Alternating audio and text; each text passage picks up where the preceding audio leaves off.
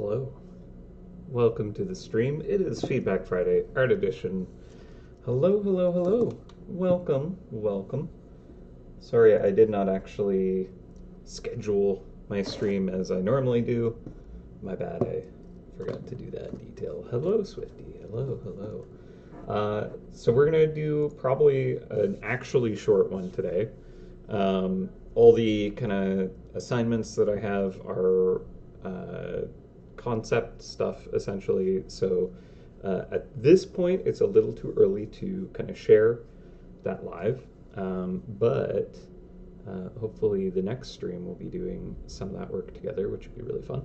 Hello, Eileen, Scree, Clay, Hank. Yeah, good joke. I agree. When are the art streams ever short? I know. Suddenly, Feedback Friday. Yeah, so we're doing art, and actually, I decided to take a look back at some of the backlog for some artwork that has just been kind of like in the docket of like, oh, it should probably be done. Not hugely high priority stuff, but I figured why not crack it out here? Just because I don't really have anything else that I can kind of stream currently. So the plan is, hello potato, hello Arctic, reworking the unreleased Whisker Woods journal theme. Tempting, tempting. Top of the day to you as well, L. Murphy. Valor Rift journal theme when honestly we're talking journal themes now. I'm kind of like, should we do another unreleased journal theme together? That would make it a long stream though. Tim has a good idea there. I like it. Yeah, Bountiful Beanstalk journal theme is something that I was like, I mean, if I just make it, then what if? Like, better to ask for forgiveness than permission or whatever the thing is. I know that like the idea of a Bountiful Beanstalk journal theme was something that was kind of brought up in our discussions in the past. So it's not like it would be, something that the devs wouldn't understand. Um, yeah. Pretty sure the Bountiful Beanstalk theme would be added sooner than the Whisker Woods or Valor Rift one, if I draw it. You might be right. Because one of the things we're looking at, and I think, yeah, I'm pretty sure we mentioned it last week, the treasure map kind of release, as this, maybe that could be a place to put something like that. That'd be kind of cool.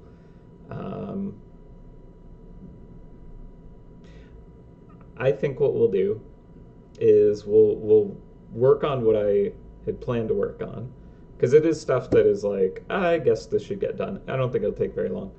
And if it ends up being like 20 minutes or something ridiculously short, which I don't think it'll be that short, we could look at maybe thinking about a journal theme. I haven't run it by the other devs. That's the problem with it. Like, I don't want to actually like create an asset that is kind of like, we can't use this. Kind of like two other journal themes. Though technically we can use them, we just haven't kind of found that moment. We've done that before. There have been many situations where I've created something and it's been on hold until the right moment. The gang boss, that's the law paragon in Floating Islands, is actually a character that was created quite a while before, and she just kind of never ended up getting put in. It was kind of like we designed her as like this cool boss for like claw shot stuff, and we're like, yeah, she's gonna be super cool and amazing, and then we didn't end up working on a piece of content that really kind of fit for. So it was quite a bit later that we kind of created a situation where it's like, wait a minute, I know who should be the boss here. So she had her time to return. But yeah, I mean, maybe we'll look at that. I think, I would like there to be a journal theme there. So enough talking about that. Today we're actually looking at some old kind of bases, and one of the things about these is it might be obvious, they don't actually kind of fit within the base boundaries. Let's see, what was the other one? Here. Not that. That's a really, literally the very first base. Look at that. That is lovely outlines that don't exist anymore. But those were actually, you can literally see like pencil, scanned in pencil line, I think. And that might be digital at this point. I think I painted over it with like digital black. But yeah, originally that was hand drawn in, scanned in, colored. Yeah, moving on from that. Okay, so the other one was the papyrus space. And of course, these are like really old, not really at all used bases, but they are kind of like available to kind of, I think they are anyways. Pretty sure that the general populace can get these. And the problem is normally without kind of any backdrop, they look fine. They look pretty good, even maybe to some people. However, more and more traps have been kind of getting this like overlay design going on. Not that this is a great example because, you know, like an earlier player who might be wielding these bases. Yeah, the wooden base was redrawn. That is correct. That's why I was like, oh, this is a very old version. Literally the first base. But yeah, like more and more traps have these kind of like full scene kind of like overlay. And the way that traps work is they are a layer above the base, so I can't kind of just backfill behind a base to make that look good, right? We have like gradients and stuff like that. And so just for the sake of like future-proofing bases that other players might end up kind of coming across, and just because it was like reported as like an issue and it got placed into the backlog, and I'm like, yeah, I wouldn't mind kind of tweaking that one day when I figure out when I can do that. Just today seems like the day, I suppose. So the idea is that we're gonna just kind of jump in and basically fill in these voids. I think there are other, like this one, I think, was this like a limited trap or base? I forget. If this is available like in the main, I should probably just look it up. Problem is I'm like, what is this actually called? Is it the Tiki upgrade? That's not a wiki. You'd be amazed at how much the developers utilize the wiki.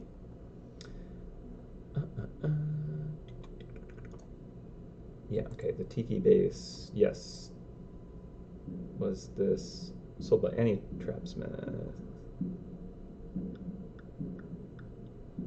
Okay, during Ronza's visit. Okay, so if that's a Ronza base, then we can ignore it. Alright, I should actually look at the chat.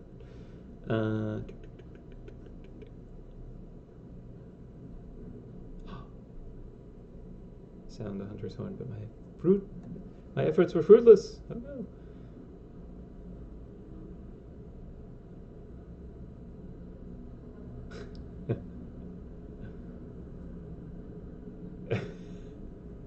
All right.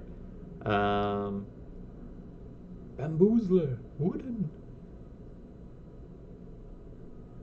Okay. The base, yeah, the base is actually the background image. If you're kind of like thinking of it, because there's like the base layer, and then the trap layer, and then the cheese layer on top. So we actually need to kind of design it always with that in mind, where we can't have anything go in front of the cheese, because the cheese will actually just be sitting on top of that. So that's kind of an interesting limitation around the design of it. Let's see. Okay, so that is limited to Tiki.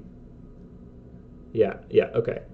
You can buy the blueprints. Oh, it's not limited. It's complicated. Okay, I see. So yeah, it's not an official LE. It's just one that kind of like came through Ronza, but like I guess that is kind of a reoccurring one. Can still make it. Okay, so we could also tweak this one then, just for the sake of it. Yeah, none of the LE bases I have this issue. Actually, that's not a bad idea. Is like there are a number of bases. I don't necessarily even. I think I have pretty much all of them, but yeah, if there are any others, then might as well kind of mention them, and I'll see if I can knock them out today. Yeah, so essentially, what we want to do is just kind of fill in any of that white space with kind of more of the same. And so one of the principles that we've kind of like had is once we identified that this is kind of going to be an issue, if we're going to break silhouettes, it's better to kind of like go outside of the shape, and that makes it work. But as limited as possible, but still it's nice to have a little bit of definition. All right, only missing 2 bases. Nice. Yeah, okay, I definitely don't have all the bases if you're missing. I know that I don't. All right, so I think this base itself, like we could even tune it up a little because it's kind of bleh, but like it's not an important hinge point base where it's like you have to hunt with this base forever. So I don't want to necessarily consume too much time if this is good enough. Oh yeah, Erie base, that one I looked at and I was just like, we're not even gonna bother. Look, that one's hopeless. It is what it is. When you look at it inside of a shot, then just assume it's just bright white cobwebs in between. It's too difficult to kind of like fill in unless I like redesign them, which I don't think it's worth it because I don't know that that's a base that comes back anymore. I don't remember. It might, and if it does, I guess we can address it then. But yeah, it's not critical that every single base totally is perfect. But these ones were kind of brought up, so might as well. Yes, the Erie base instilling the horror as intended. It's true. It's terrifying to think about what it would require to tune that up. So I suppose we should probably just jump into it. And the easiest way to do this is probably to just extend. I mean, honestly, I could even take this and like maybe I won't grab all of it at once. This might be a bit of a gross way to do it. But like if I did that, that kind of works. We'll have to clean up a bit, but I'm going to overextend it a little. I suppose I want this to be in front as well. So I can kind of see how much I'm overshooting, because I don't want it to be too extreme, because a lot of bases, traps are actually designed to look like they're behind that lip. And so if I kind of like make it, I draw it so that's like extending super far behind, when the trap is kind of like tucked behind, but it's actually overlaid over top, it's going to have this weird kind of like slice thing where like the bamboo is kind of going through it, but like it's not, where it kind of, it's complicated. But yeah, like the death bots and stuff, I believe those often have like a leg kind of like sitting behind it, or actually one of the ones that I can think of right now is not that one. Well, maybe that one, but like that's using the mini base. But you can see how these toes are kind of like, there's that hard, clean edge here. If that bamboo is like, extended beyond the little feet, the little toe beans here, it would kind of look weird. It's not the end of the world. A lot of traps sit like on top, and yeah, if they cut across it like this, it'll look okay. Not much to be done about that. But yeah, then others just kind of like completely cover over. Okay, here's like, this is kind of like that edge, right? And then it's not so bad if it's at the front, because then the stuff will go behind, but if it's like cut off here, it'll be more obvious that that's kind of a bit wonky. But yeah, it's not going to be perfect, just because the way things layer over each other is just kind of designed that way. If we had more layers to work with, we could do way more advanced stuff that it would work together for the most part. But that would require kind of like having like a backdrop layer and then the base and then the trap, and we like combine the background and the trap, and then that ends up being multiple layer kind of files that we have to construct that our design. Oh no, this has to go with that, and I don't think that it's worth that complication, to be honest. All right. Yeah, I don't think it'll be too immersion breaking. I think what would be more immersion breaking is like all this weird kind of like white, kind of just blobs. Because ultimately on a trap that has like the full scene, it'll just be like, oh, that's just like a big full chiseled square cut block, because it'll go edge to edge and that'll look nice. But if it overhangs and stuff overlaps very weirdly in like a few situations, that should at least be better. But ultimately, I'm just gonna kind of trim this back anyways to just be as minimally overlapping, but like still create that silhouette.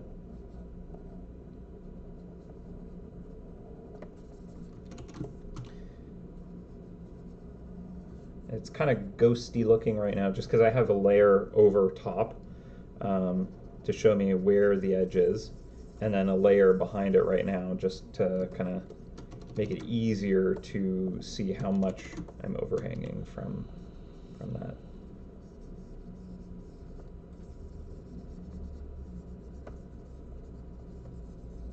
So it's simple. I'm not gonna like repaint this whole thing, because it's like it could use it probably. Like I don't think it's really an amazing piece of artwork, but I don't think it's a super critical base, so I'm not too worried about it.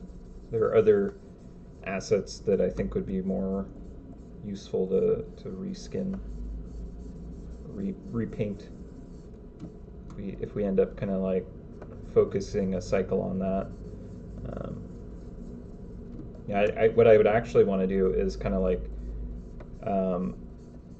talk to the team who's kind of like working on early game stuff, and kind of like looking at how we can kind of tune the early game experience to improve it, and discuss like, okay, well, what like components are we going to focus on for the user's experience,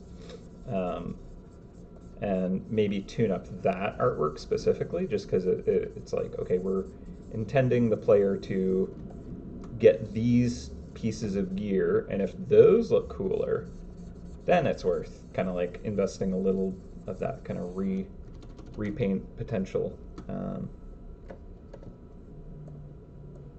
Okay, so it's not like the best ellipses, um, but the reality is any traps that reveal back here, um, it's, well, there's not a lot. A lot of them cover over this portion anyway, so maybe I should actually just kind of tweak that just so that that ellipse works a little better.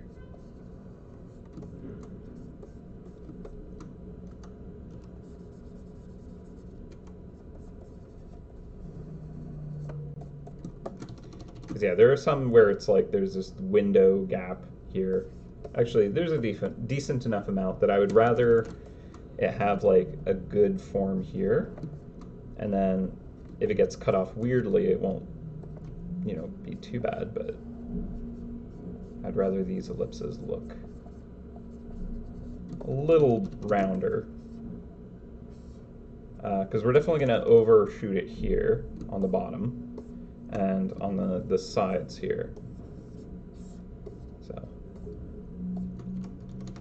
yeah. Fill this in a bit.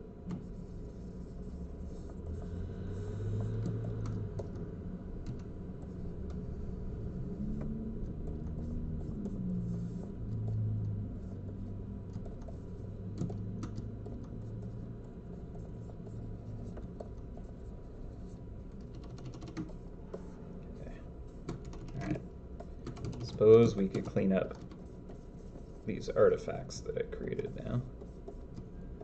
And again, this is going to be like not super, you know, crazy clean artwork. This is kind of like I think of this more like a hot fix, a little bug that I'm cleaning up. So just kind of tune it up a little bit.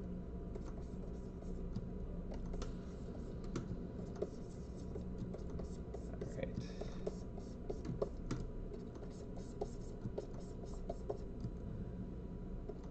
Yeah, I'd like probably completely change the actual colors of the material to kind of have more of that.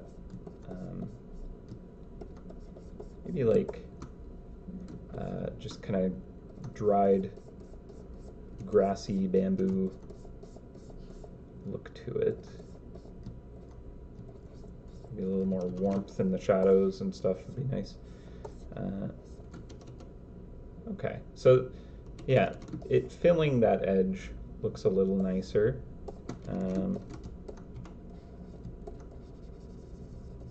Overshoot it even more here.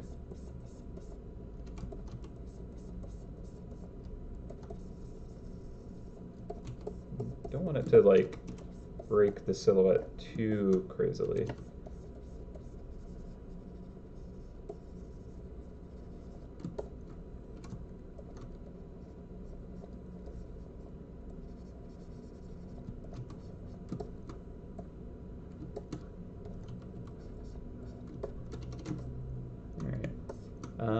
Let's see.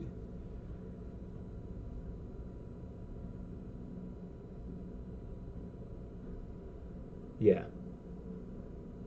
Yeah, no, I don't disagree. As far as I'm concerned, Eerie base does return, but I prefer seeing the base getting some usage change if it gets an art change as well. It feels quite forgettable otherwise. I don't disagree. Yeah, that's totally a fair statement. Deep Freeze has this issue minorly as well. Yeah, like the very front little notches of it are kind of like cut out, I believe, right? So I could take a quick look at that, but yeah, I think that one is passable, just because those two little notches. But it would be noticed if you're looking for it. Yeah. Little paint touch-ups. It's like a restoration rather than a repaint. Yeah. There are bases besides the Prestige base? What? Yeah. You'd be, you'd be shocked, but there's actually quite a few bases that you may have never equipped once. Not even once. Yeah.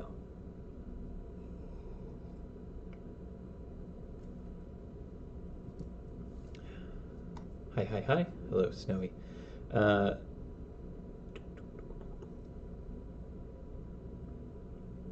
yeah. It's fun sometimes to put a trap with a base and then try out different skins to come up with weird combos. It's like playing MouseHunt dress up. I love that, and I want that to be more of a thing one day. Um, yeah, I'll leave it at that.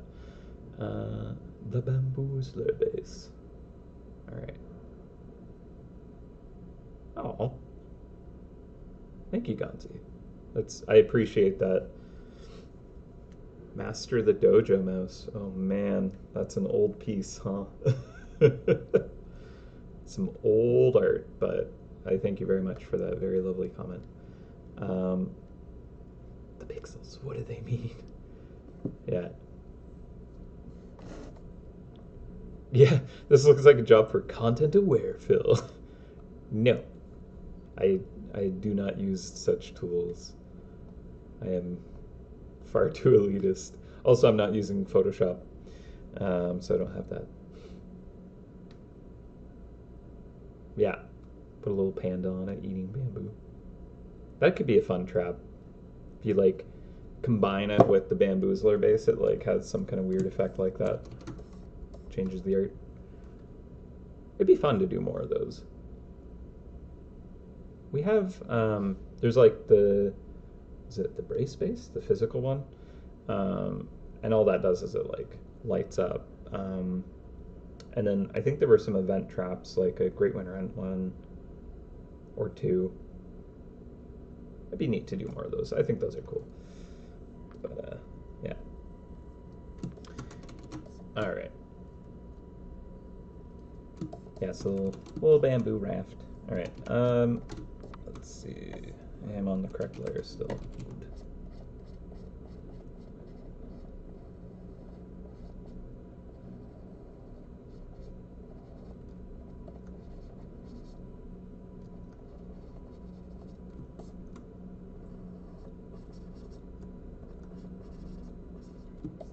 Now, just because this is kind of nothing but ellipses, I'd like to share like a cool little piece of art knowledge, I guess, that is, I find it quite useful to remind myself of fairly regularly. So this is kind of like a cool thing about, actually, let's do it on white so it looks more like a blueprint. All right, so something that I have learned is when you're drawing a cylinder, right,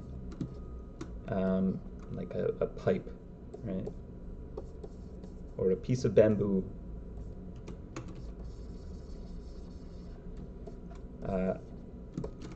the way to kind of get the cylinder angle correct is actually the widest part is perpendicular to the actual like plane of the cylinder itself. So you would want to put like an angle at 90 degrees, you know, and that's the widest part of the ellipse. Because this is something that is very easy to get wrong.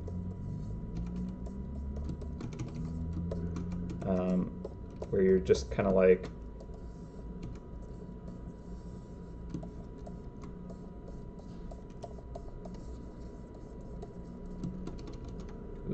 zoom out. Like I've seen a lot of ellipses where it's just like, oh, okay, so I'm drawing this kind of like shape here, and it's kind of squashed down like this, so I should draw the ellipses, you know, like that or something. And that looks kind of like okay, but it's kind of pancaked out. It's squashed, um, and you'd think that, you know, like, oh, it should be kind of, oh wait, maybe, oh, because we're in the perspective wise, it's kind of, you know, going off like this, so maybe it should be squashed like that. Oh, that might be right. And then you kind of like squash it this way because you're like, oh, well, that's like, you know, if you're looking at it head on, it's a perfect circle, but then when you rotate it this way, it kind of, you know, it gets thinner, right? So when you're kind of thinking about like, oh, if it's like a whole, you know, slab of these, I should just kind of like, you know, flatten them as they turn away from me, right? That makes sense. And it looks kind of okay, but it's not like actually as accurate as it should be. So what you would want to do is, instead of it being like this vertical kind of ellipse, you actually want it to be rotated to be perpendicular, like that. That's more accurate. So just because we're drawing a whole bunch of little silhouettes, little kind of geometry, I don't know, shape knowledge. But yeah, you want your like the widest part to be perpendicular itself. It's not even quite perpendicular. There we go. Like so. Yeah. Knowledge. Alright, let's get back to arting.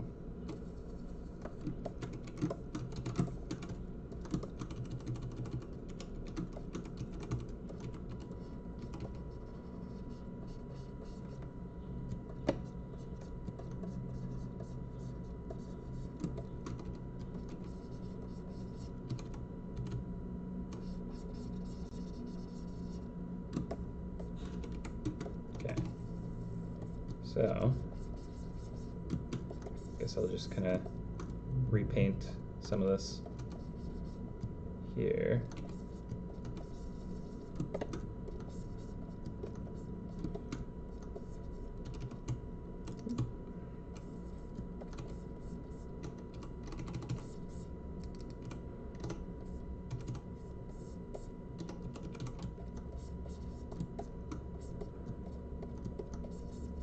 Because the actual like selection kind of messed up some of these little bits.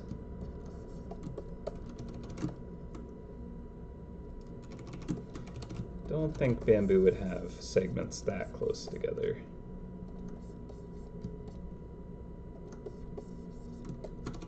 I don't think the grass would want that.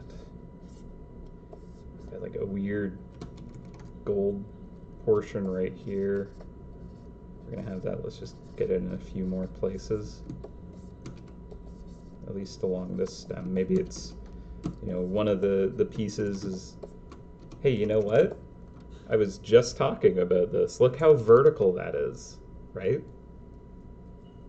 As and like compared to the one on the end, this one's a little closer to the angle it's supposed to be.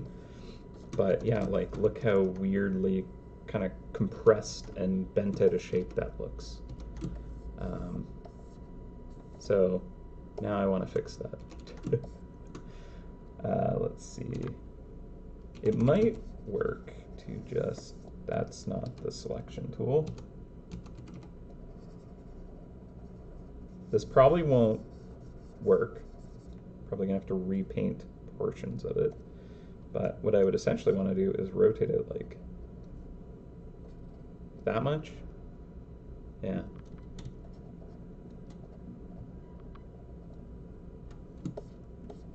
Yeah, they all kind of need to be rotated, huh? Curious. All right. well, I'm going to duplicate this layer, and then we're going to totally tweak that. Because now that I'm looking at it, I'm like, well, I got to change that. I can't abide by these incorrect tubes. Must be rounded.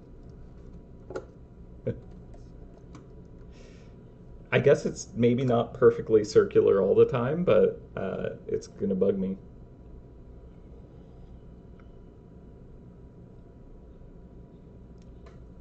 Why did I select the bamboo base out of the different bases in this feedback Friday? Because this one is probably the most egregious of the kind of like still regularly kind of like player available bases, I think. I don't know. I'm pretty sure that it is, because otherwise I don't know why I'd be having to fix it.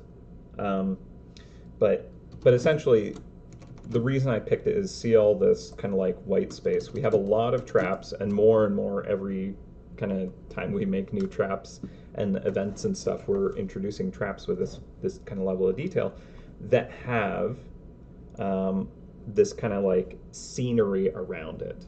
And what ends up happening is when you pair, a base that has these weird gaps with, this kind of newer age MouseHunt art with the kind of cooler full scene traps, which we love to do. We're really proud of these.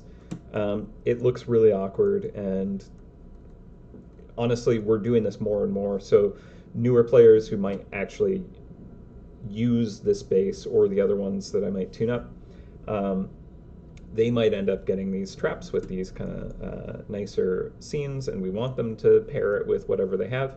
But we don't want it to look really kind of amateur like this. So I figure it's not a huge deal to kind of fill in these gaps. And also, I didn't have anything that would be ideal for the stream. So that's what we're doing today. Because otherwise, it would just kind of remain on the back burner. Like it's been in my docket for a while. And I hadn't found kind of like an ideal time to address it. So that's what we're working on today. Yeah, all we need to do is basically extend it so that it at least fills the edge, but kind of like overhanging a little bit is okay. I can't think of too many traps where like if I overhang it here, it'll look too awkward if it kind of slices through it. There might be a few, so I'll try to keep that absolutely to a minimum, but it should be acceptable. More acceptable than these giant white gaps, in my opinion. Yeah, that's why we are working on this base. There's also the papyrus base, which I'd like to kind of quickly fill in. I think this one will be even less effort than the bamboo one. And then I think maybe we'll do this one. Honestly, it wouldn't take much at all, so I don't think it's a problem. But if there are any other bases that I'm missing, let's just try and knock it out today. Might as well. Okay, so we're just going to actually just block fill that in.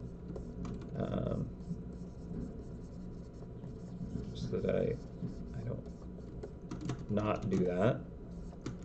And now I can worry about kind of extending these and making them look good. So I think I'll have this kind of overhang about yay much.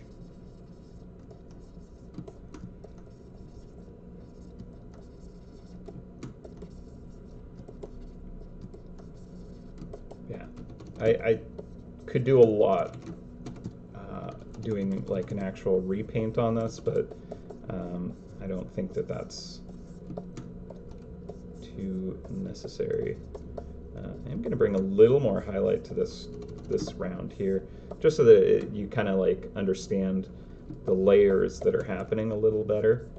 I think that kind of adds a little bit to it.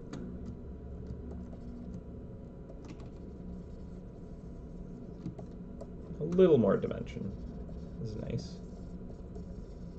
because there aren't really any other bases so much that do this kind of really textured. Like this is a very, very heavily textured. Like, you could press your hand against that and feel that kind of all the grooves and edges and stuff. Whereas most other bases are just kind of like a texture. This one is actually kind of like different pieces actually combined.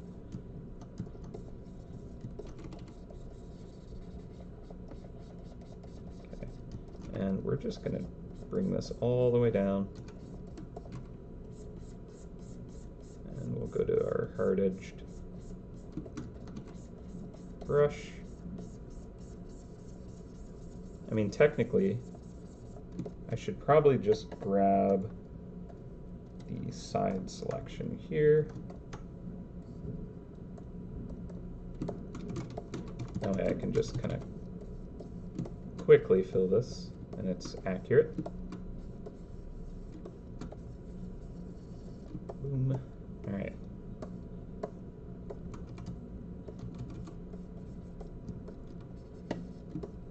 Now, do we want an extra tiny sliver of bamboo tucked in against this corner? That might be an easy way to handle this. Just kind of keep that that piece as it is. And it's just kind of like there's a wedge kind of tucked up against the side of this.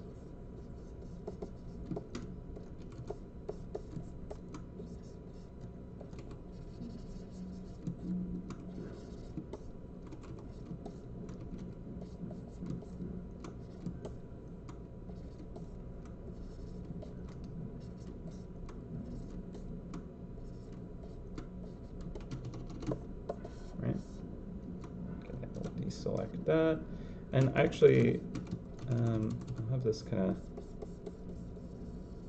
coming out with a little more shape to it.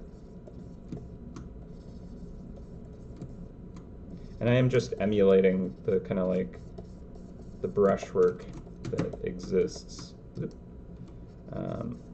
for this base already. So really kind of like, turn off this front layer. Pretty hard-edged brush. There's not a lot of blending in the textures.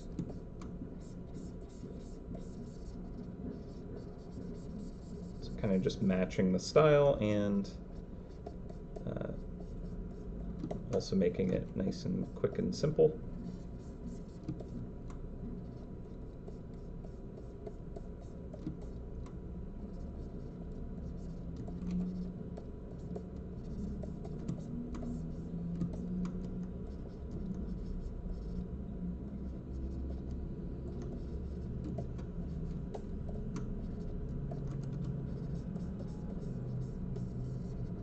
Yeah, if we like repurpose these bases to be more kind of important, then I would definitely consider doing it more as like an actual root paint, but not a priority.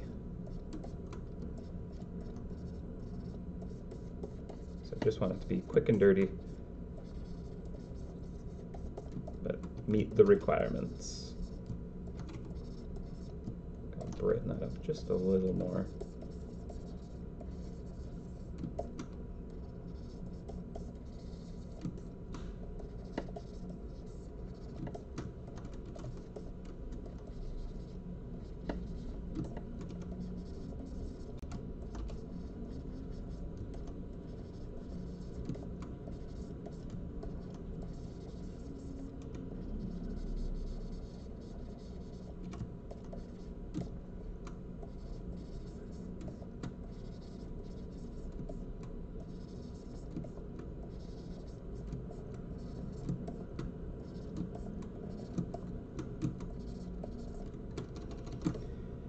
Alright, so that's filled in. Let's see. This shadow is like crazy harsh.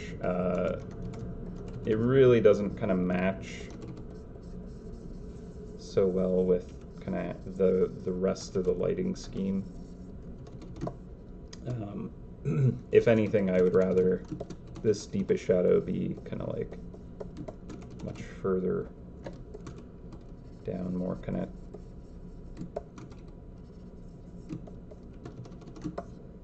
I mean, I was the one that just added this highlight, wasn't I? I was like, yeah, I should kind of brighten it up. So, my bad.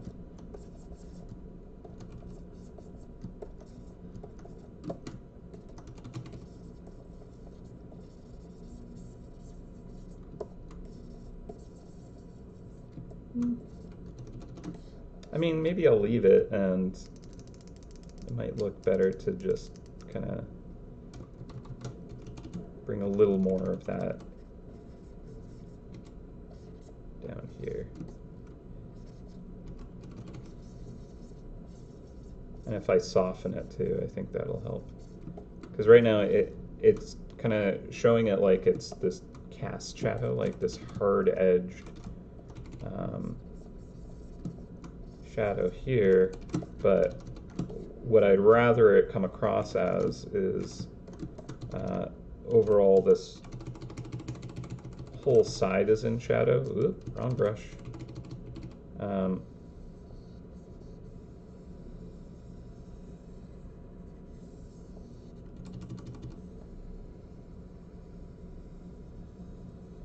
we have our light source from the top right, kind of like, well, I guess I'll gesture, this way. The top right's kind of coming in and hitting, and so like the left side is going to be in shadow here, but it still would get the atmosphere itself kind of granting some light onto these round shapes. So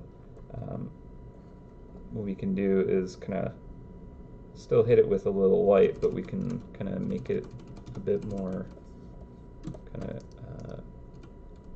cooled off.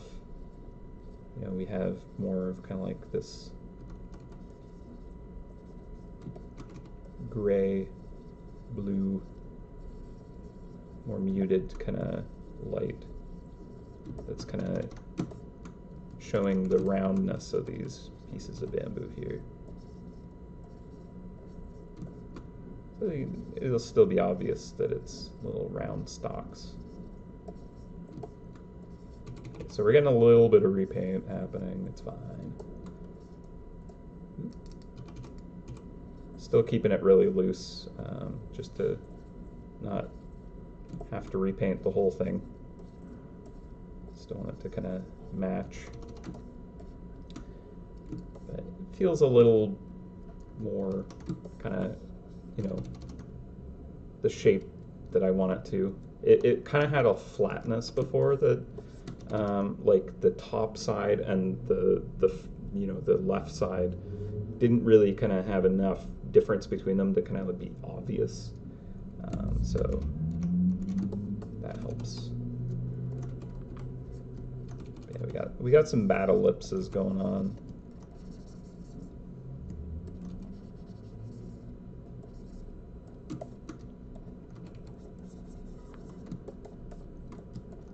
Definitely could fix some of these ellipses.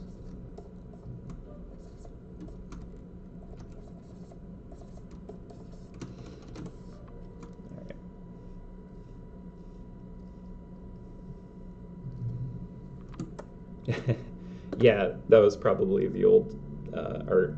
This file itself that I'm working in is like a really kind of old Kitbash template file, just because I needed to gain access to these older bases, and they only kind of like existed in a few files. So the weird kind of examples in here might be kind of outdated things. Yeah.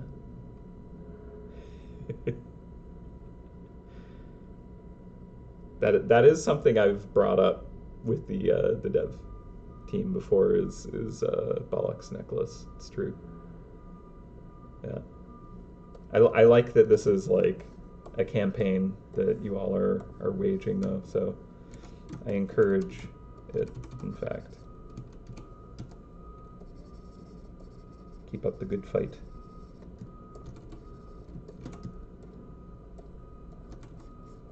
I'll leave it at that, though. All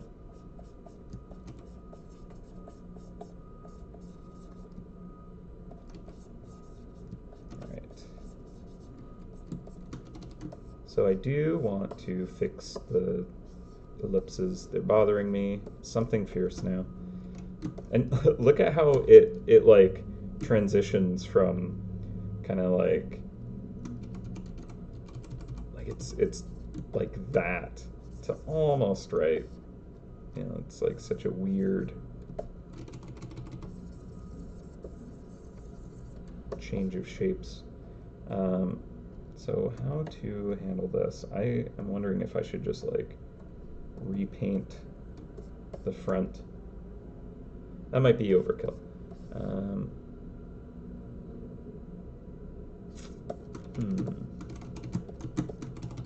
Let's just start filling in and see where it goes.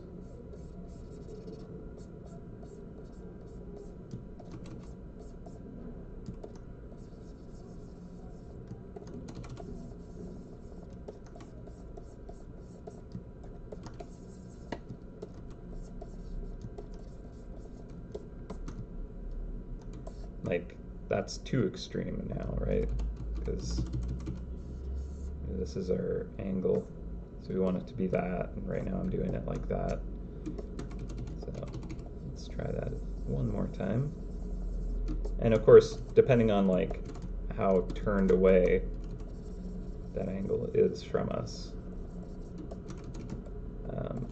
that'll change like how wide it is. Like, should it be like really pinched, or should it be like really open? You know, it depends on kind of like what direction, like how far turned away is it from us.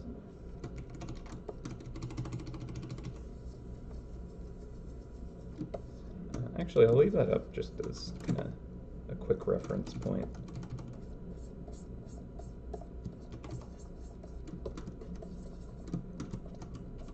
I like that there's a bit of gold, kind of a straw kind of color.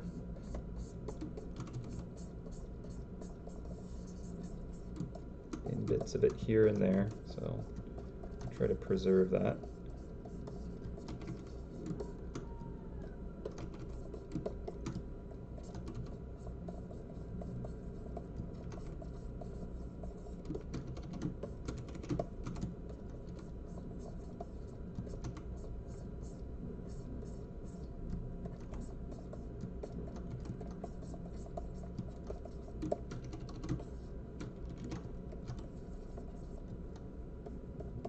And also it's kind of probably going to be fibrous going into it.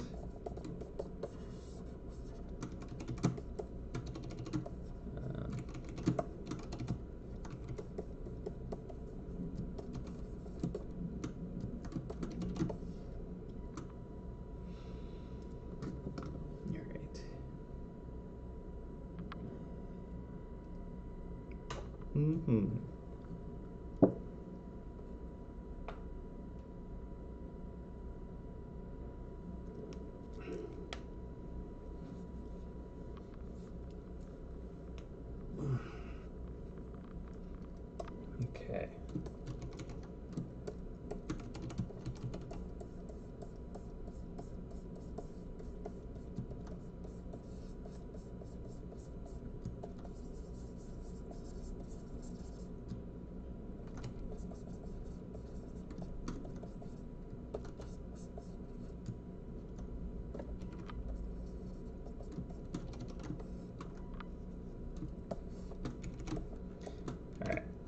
Also, I'll just jump onto the layer below, and we'll just kind of quickly fill in all this.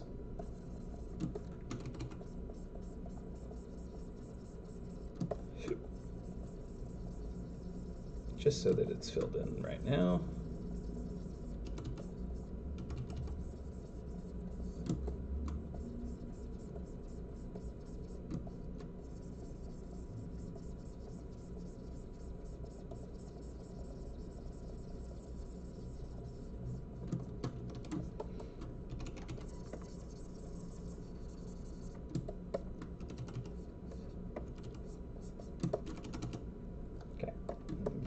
to the top layer. Actually, oop, dim that down just a little bit so it's a little easier to see what's going on. Guess that wasn't ultimately super necessary to do it that way, but that's what it is. So what I might do is actually kind of fill, actually, all right, here's how I should do this. We'll go up, we'll grab the front selection here. We will just kind of fill this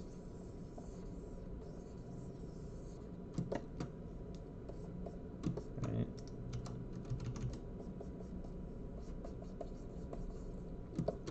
And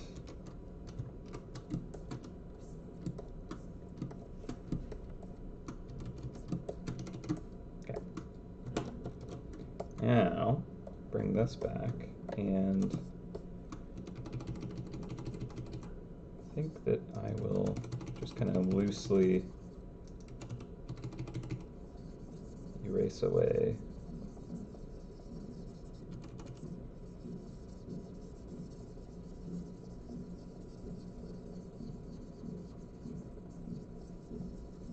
so I can kind of still see what is happening, but then I do end up just kind of painting over it. Just because I dislike this oval that much that I just want to repaint it. All right, and there we go.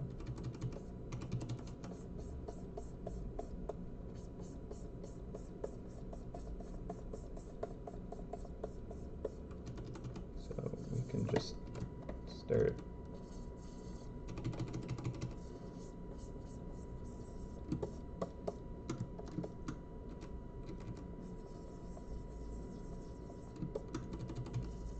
we'll start by just kind of blocking in these ellipses as we see fit, and then we'll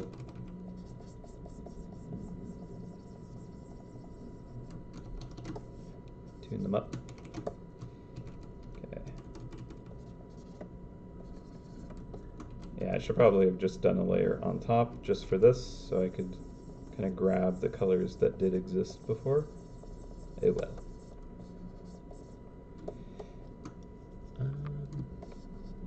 Plus, I'm kind of trying to adhere to the layout that already existed that kind of wasn't working. So that might be a little bit of a problem with that.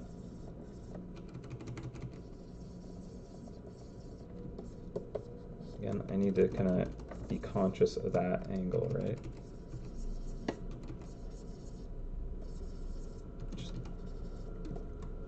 We'll just go for it.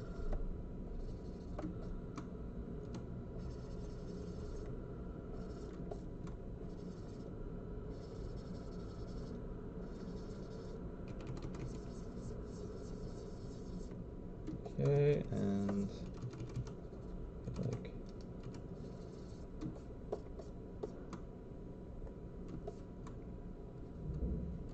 yeah, we'll have like little kind of strips like this corner piece here, just kind of wedged in, like so.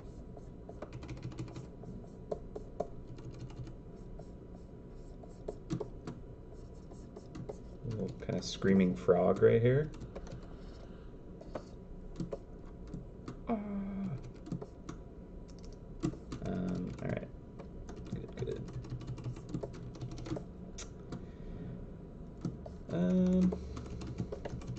Let's see.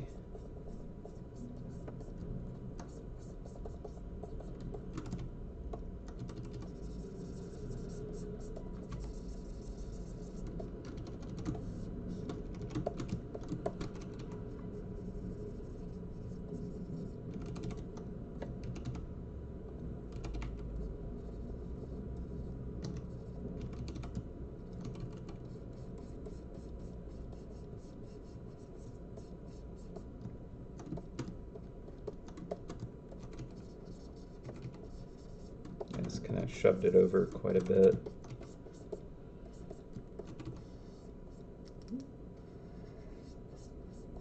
I made it more complicated. I had to fix these.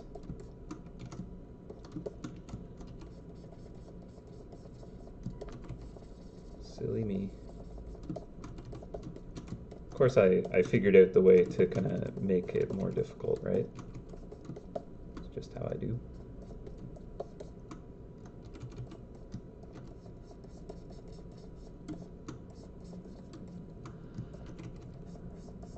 Again, I still don't even think this angle is enough, right?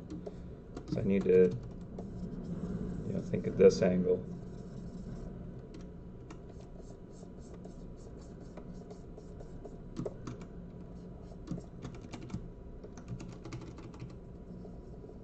And then the inner kind of highlight is going to be following that tube.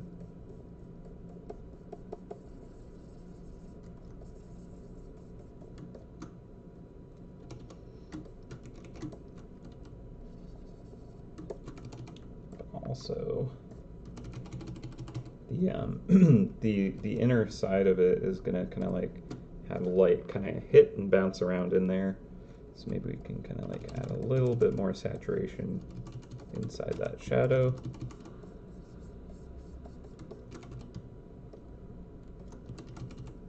And this piece of grass here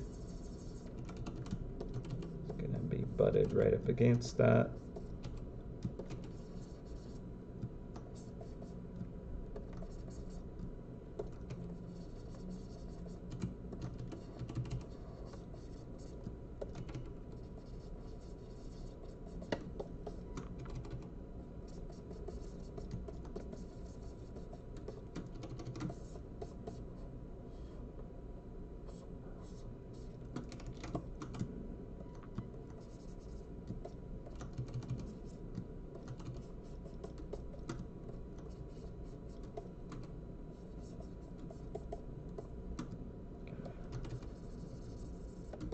I don't want to change the style of it too much. So I'll have to be light with my modification.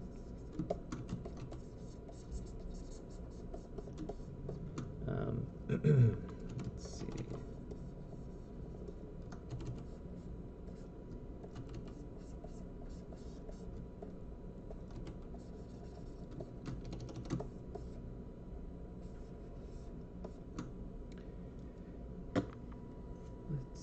see. Let's see.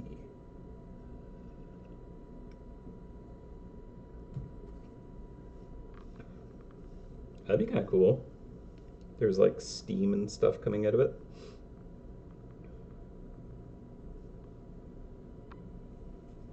Oh, surprised I hadn't wrapped a rope band crosswise to keep them held together. I mean, that would actually look pretty cool, wouldn't it? If it had like some kind of like twine or something busheling them together. Could work.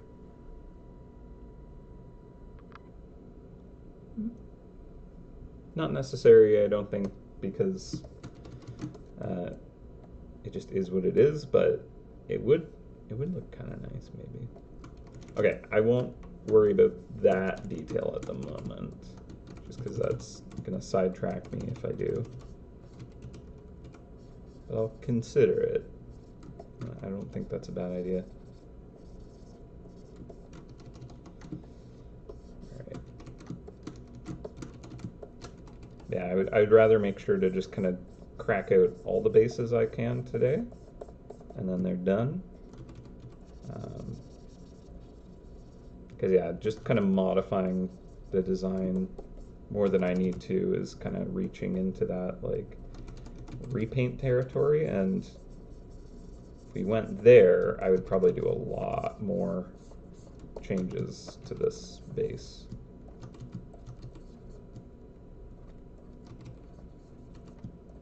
And that would take a lot more time.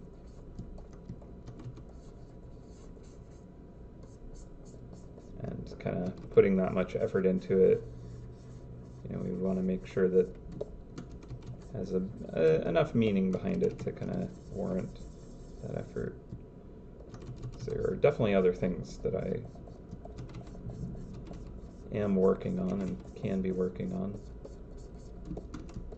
just not so much on stream at the moment.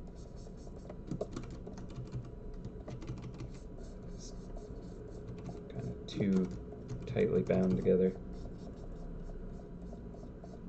Yeah, I should just kind of like give myself a little quick sketch of the actual kind of shapes so that I can kind of make them fit better. Some aren't quite fitting. Probably because I was trying to overlay directly on top of the original drawing, which really was way off.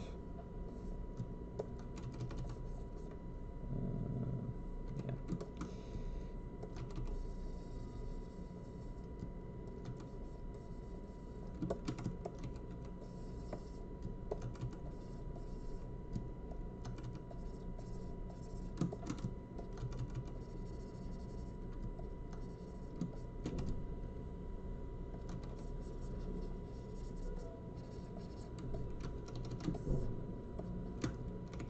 Like, the deepest shadows would basically be the kind of elements tucked in between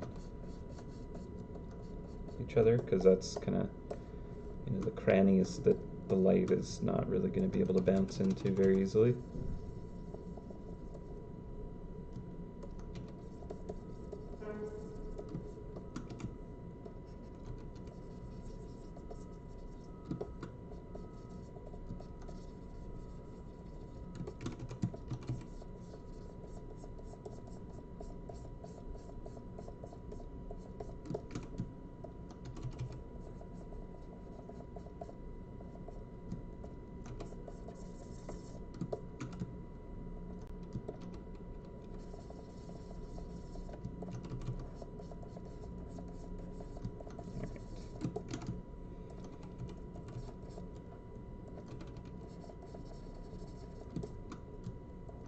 Like a little sliver of bamboo tucked under there and under there, like little wedges, little triangle wedges of bamboo. Keep it nice and stable.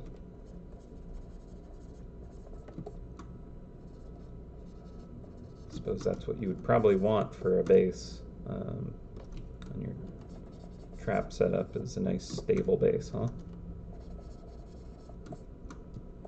Seems kind of important.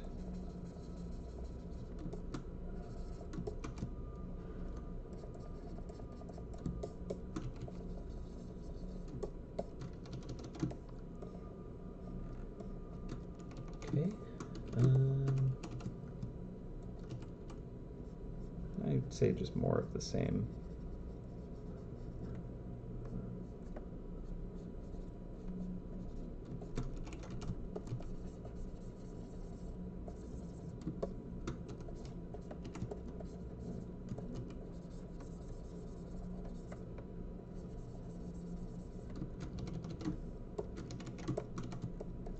Yeah, what I would probably do if I did like the full repaint is I would probably add more kind of like tube texture, like a little kind of pores almost. You know me and how much detail I want to like overdo on things. I want you to be able to like see the grains on the end of the bamboo or something. Something ridiculous.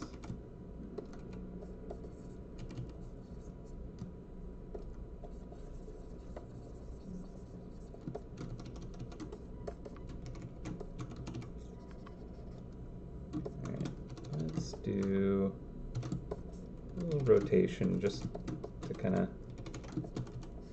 get some fresh eyes on this. Clean the shapes up just a little bit.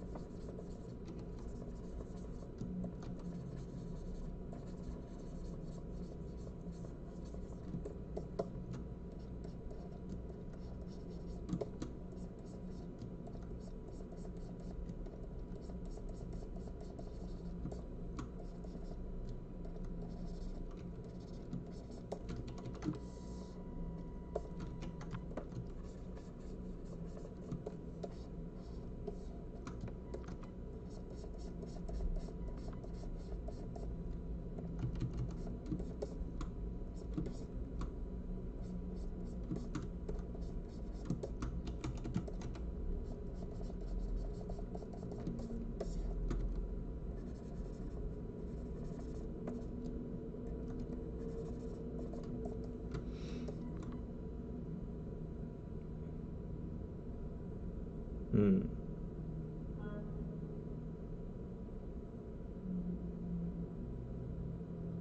Making it like raw green bamboo with the leaves and stuff. That would be, yeah. Actually, if I did the repaint, that would be kind of cool. If I made it more like that, that'd look nice.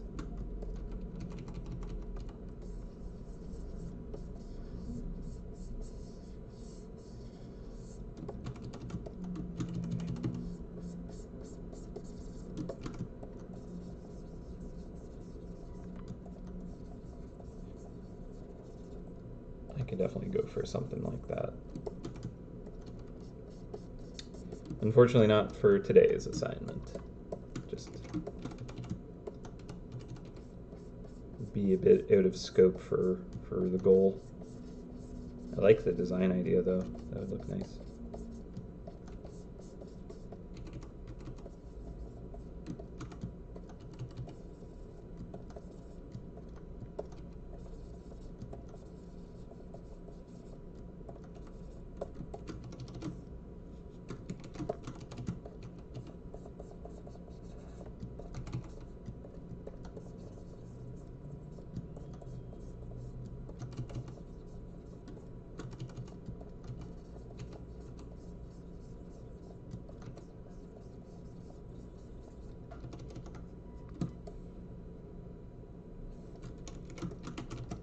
Just because I want to add just a Jacob level detail. Let's just have like a single kind of crack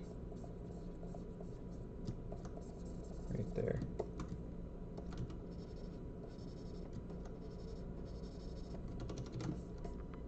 There you go. Just, you know, just.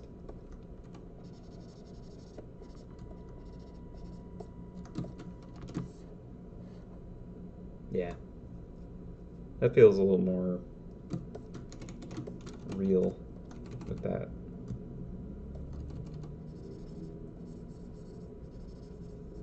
In my opinion.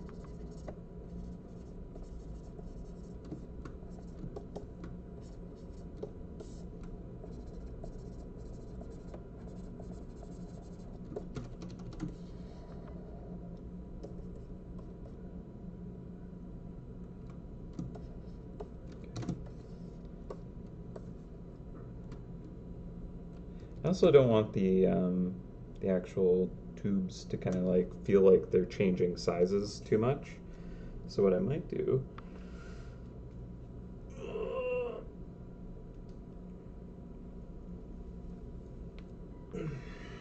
it does sound like it could be linked to the folklore forest, but it's not. This is just kind of like an old kind of, it was in the docket of things to tweak.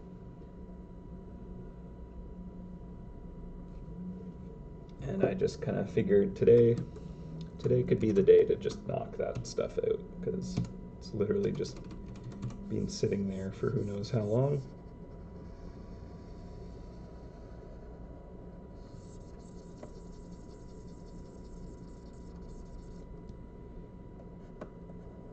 Okay, so if I just do this,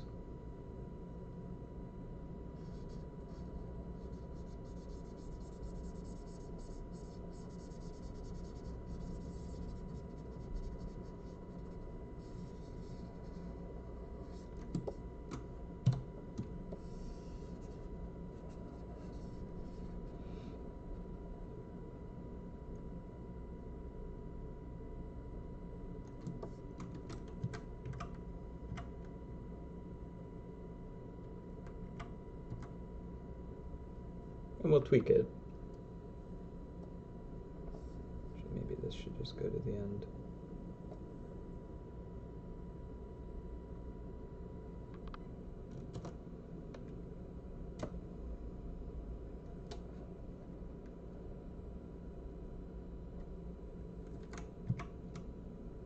Yeah, it doesn't fit so good, huh? Have to modify things to make that work. Okay, so maybe not that. But it kind of worked here-ish. Either way, we need to like tweak some stuff. Let's just go one in the middle of that.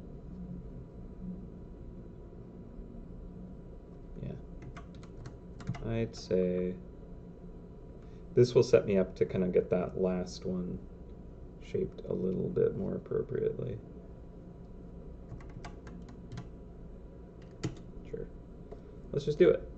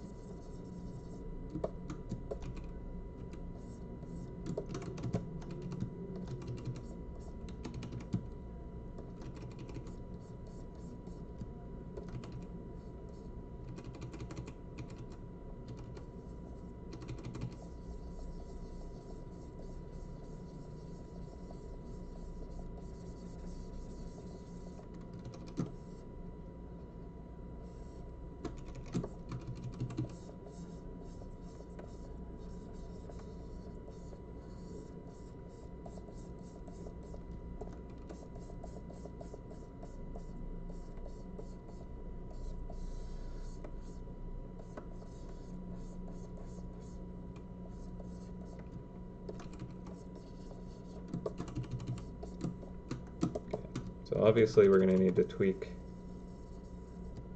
some of the bits.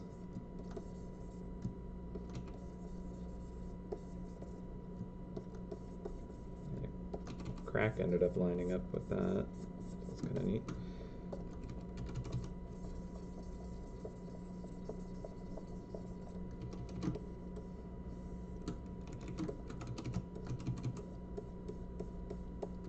Okay, and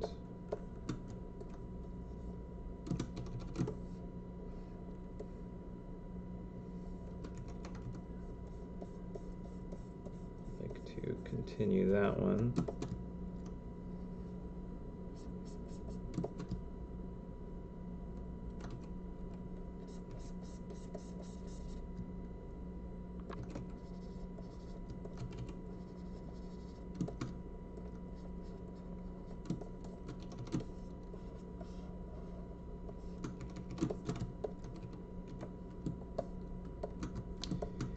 Alright.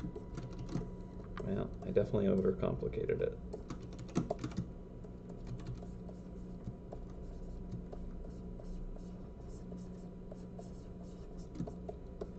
As I have been known to do.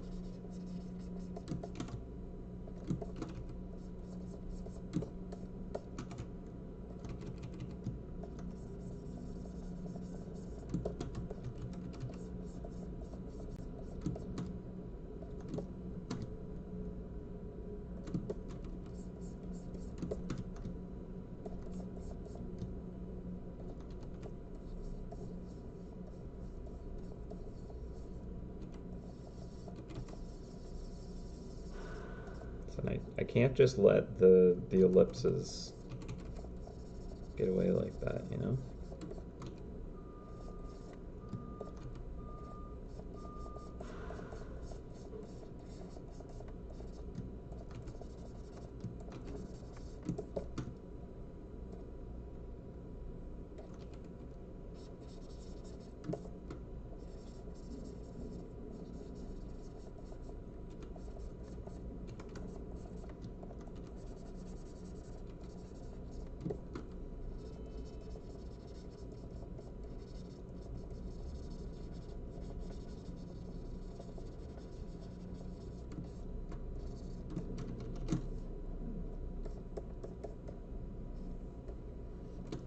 Yeah, now I need to make sure that these actually, like,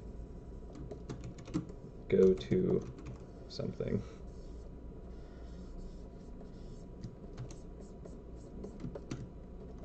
Not just the ends of bamboo floating in the middle of nothing.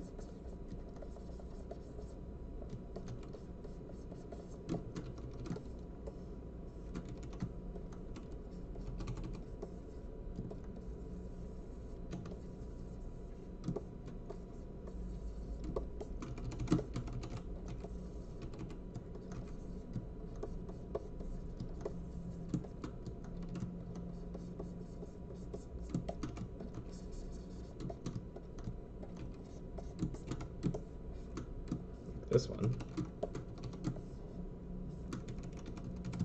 Maybe I just replace that with a wedge. Using it on the bottom, might as well use it on the top as well.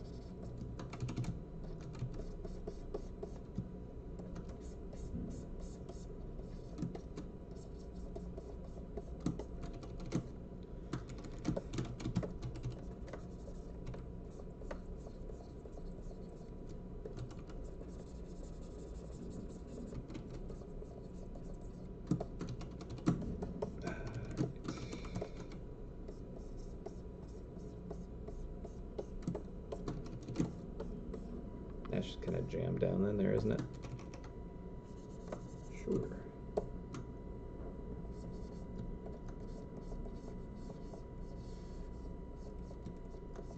I feel like I've actually made the ellipses worse.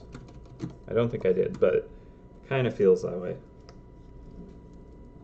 Maybe it's just because I drew more attention to it, and trying to fix it is kind of like making me rework some of the existing art, and kind of, because I'm trying to still maintain that, it feels like I'm doing a bad job.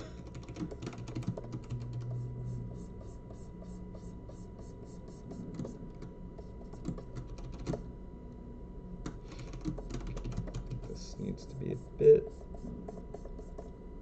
thicker wall.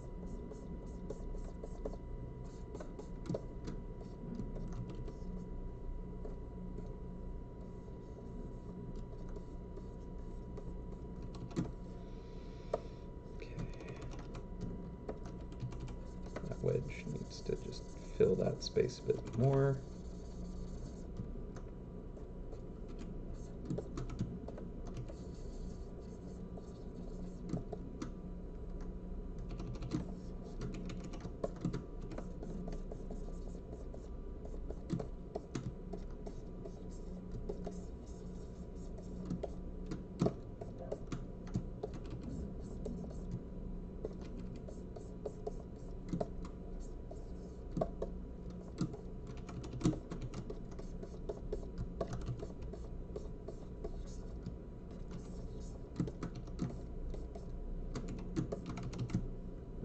Wedge or tube.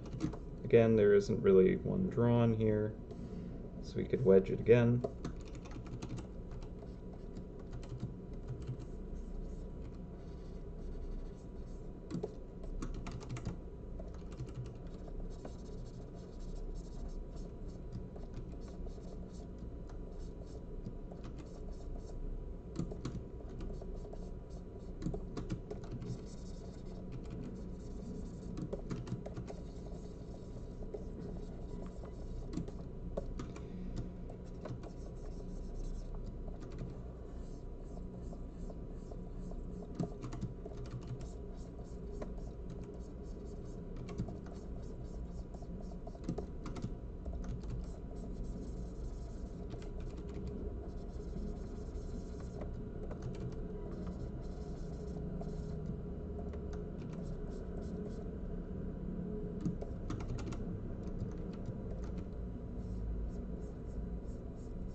I should have just drawn it all out first.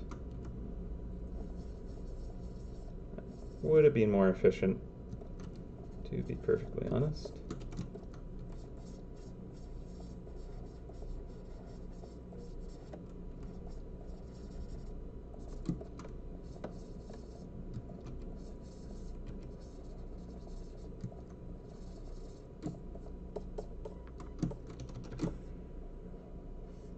It does feel weird for this corner.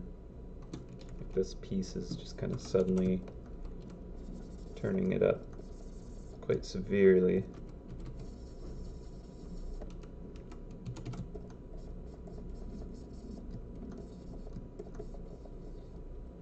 If I make that smaller feeling, that might be better.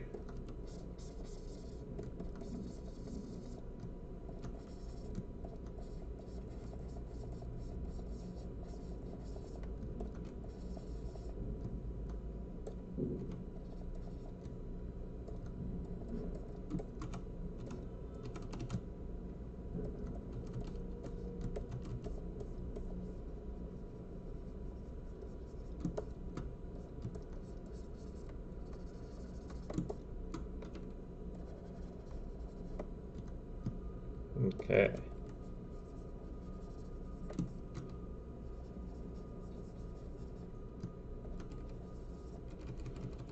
Nearly fixed the damage I've done to it.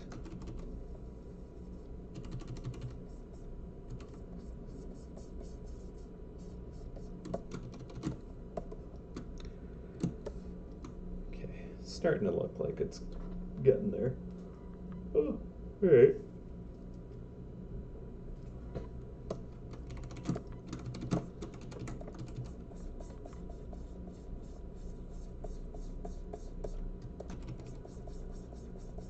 Push this one over.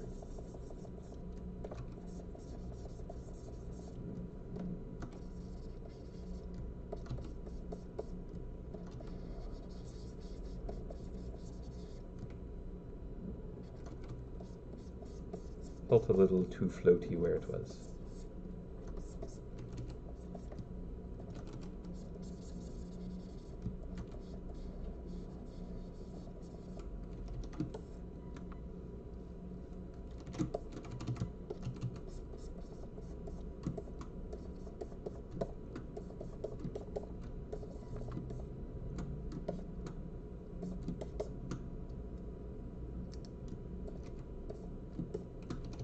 Cool. All right. All right.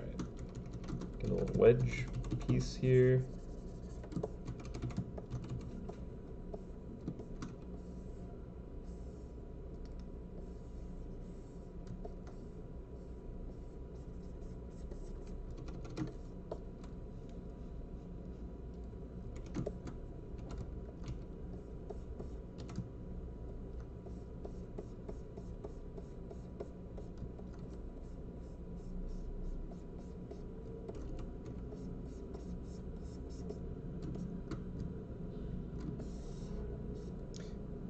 This one's a big one, but it's got like a very narrow spine, which looks weird.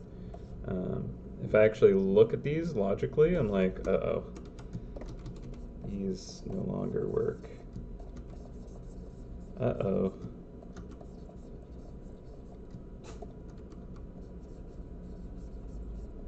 This should be kind of more like...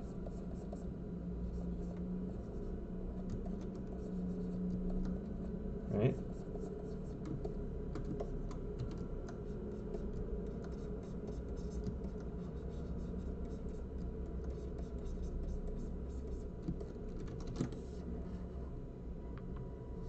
I think as long as the first segment looks acceptable, then the others you just kind of lose track if you're not paying too close attention.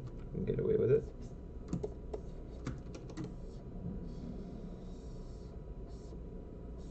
Yeah, like this no longer lines up with that. Technically these should be the same, but here, if I like cut that part off, I'm like, oh, it's two thin pieces right beside each other. These are a bunch of thin pieces of bamboo all kind of racked against each other. And if I come over here, I'm like, wait, this is, what is happening? Technically, it might be better if I just made them all kind of similar, smaller kind of tubes, all just kind of like bunched together. Like this big one works. That's appropriate. This big one works-ish. I mean, I tweak it a bit, but this one feels like it gets too narrow. This one definitely, like you can see the underside of this. So that's weird. I don't like it. So much for not repainting. Can't help myself.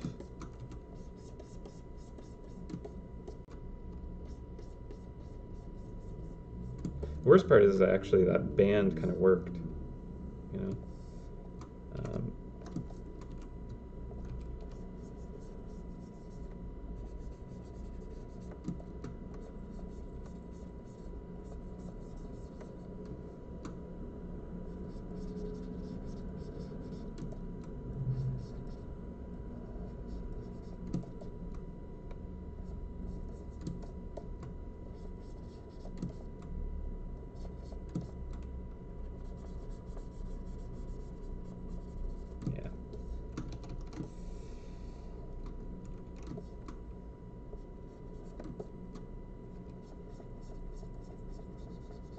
So these are like very pinched feeling.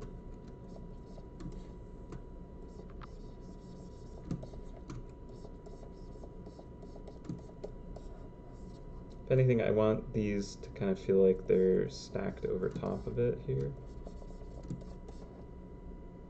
Right, if it's like a big one and then a bunch of little ones strapped around it, it needs to kind of have that feeling of it being kind of nestled inside of them.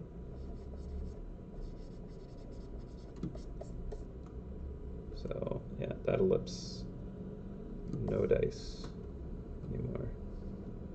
It honestly would be a lot simpler to just make all these tiny.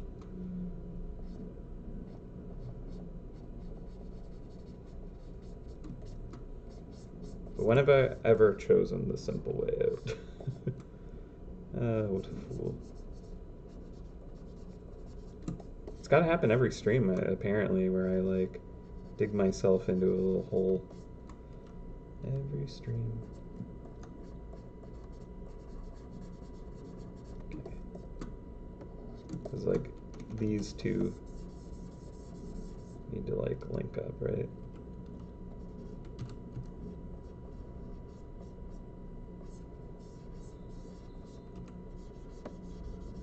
Again, I don't want to like super overpaint. And on the edge too, right? Like that's, but it's got to fill in at least this much. I can do that with this side piece of bamboo a bit better.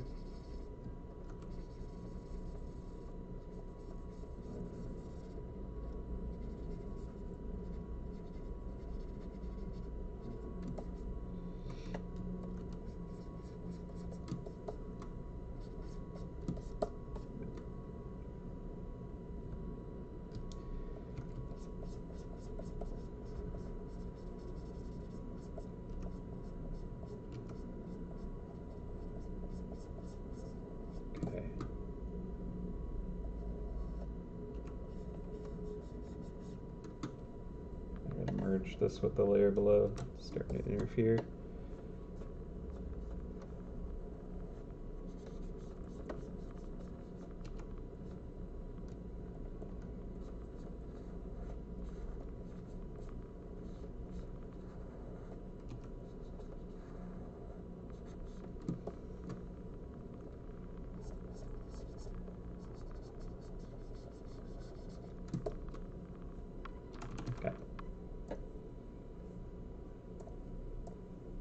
Turn this down even more.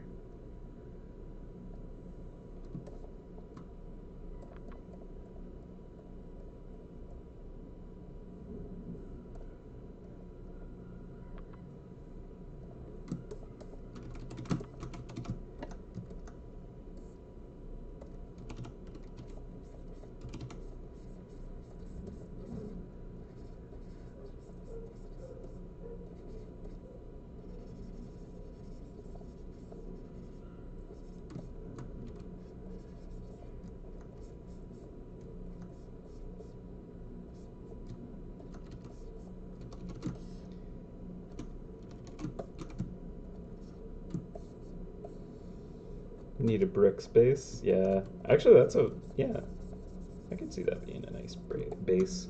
Nice solid heavy base. Good texturing on it.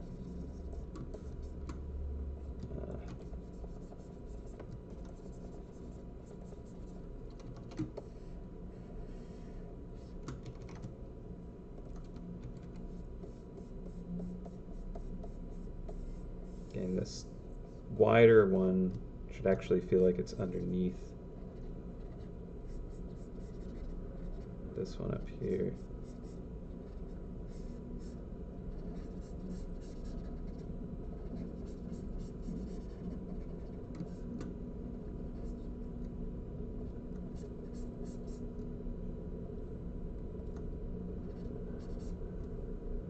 Lighten that up a bit.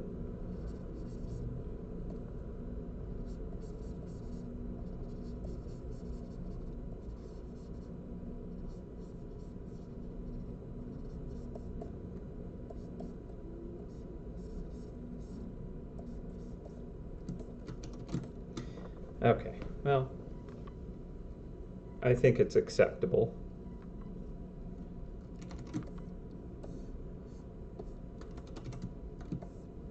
Again, I'm not trying to, like, I don't need to make this reach the current art standards. If I did, I would just want to redraw the whole thing anyways, so I need to just accept that it is as is and not overdo it.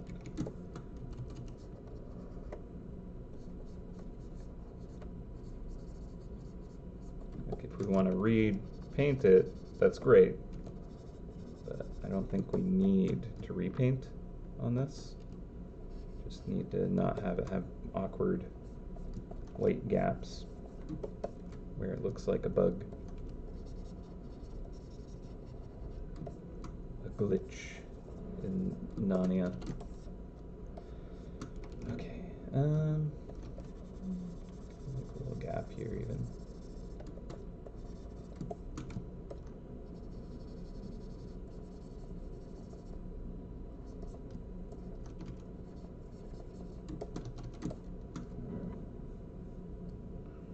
Okay, alright. Anything that's like glaringly bad about this? These tubes not actually being hollow. That might be awkward if I left that.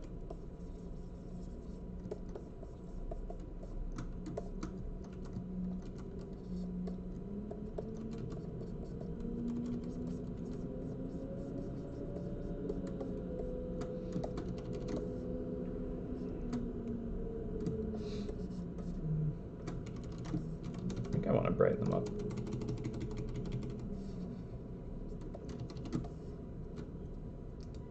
Not quite that.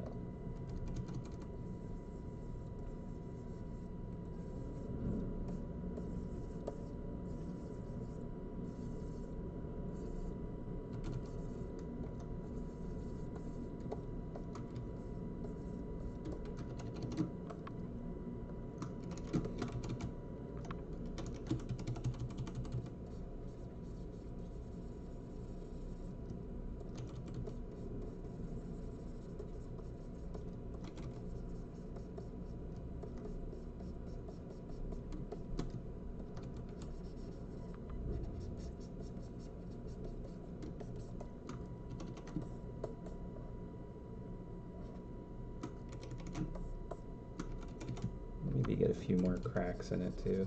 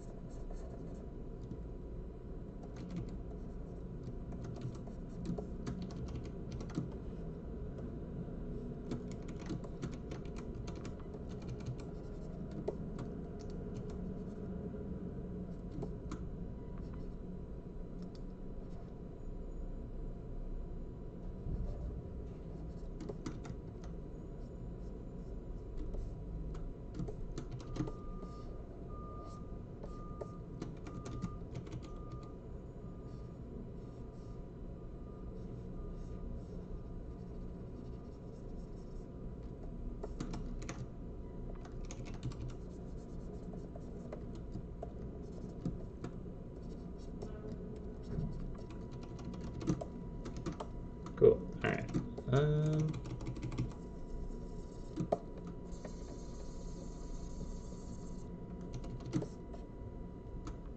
I'd say that's good enough. You know, as I said, I don't want to kind of like overdo this.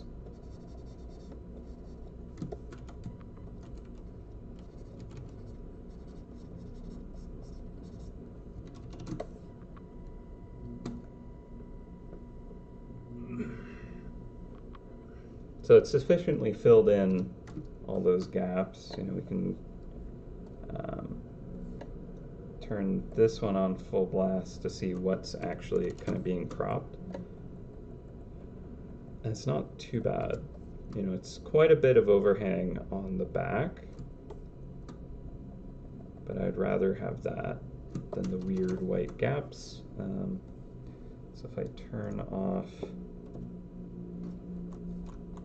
those tests and then I just kind of slap another trap on top. Okay, we got a little edge here.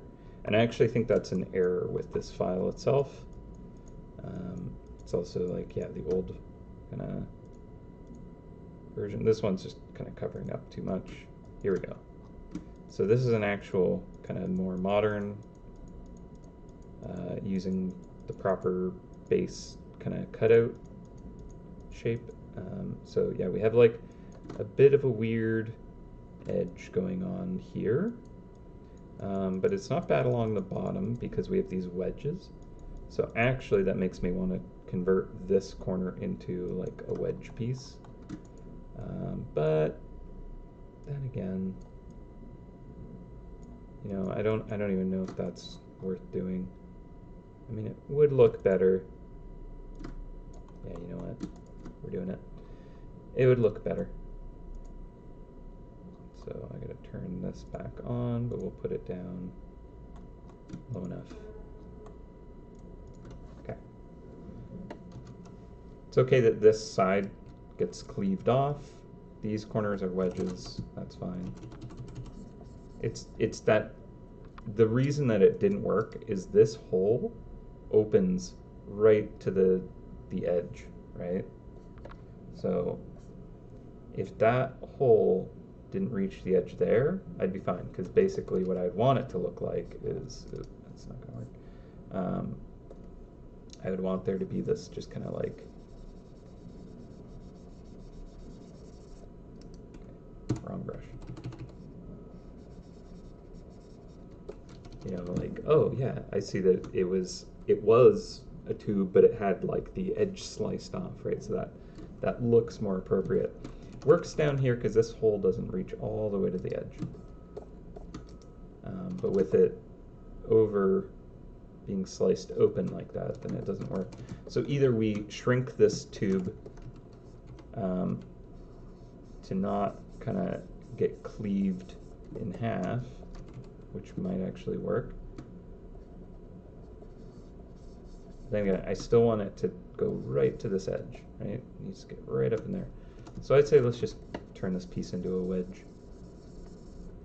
And then that solves that issue.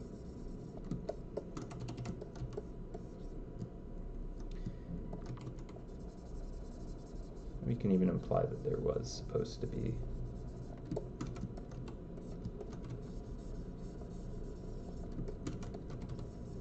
a little more of that bamboo shape. And yeah, you know what? Like, there are definitely traps that go behind this corner. And to do that, they actually paint over top. So the less I'm trying to, you know, kind of like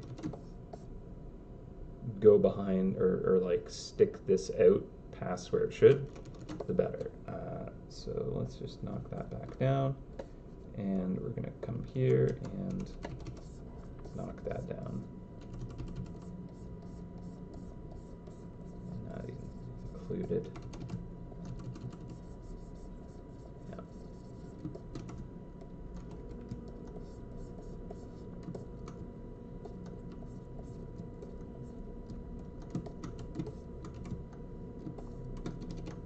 I'm gonna take a quick look at what that front panel shape is.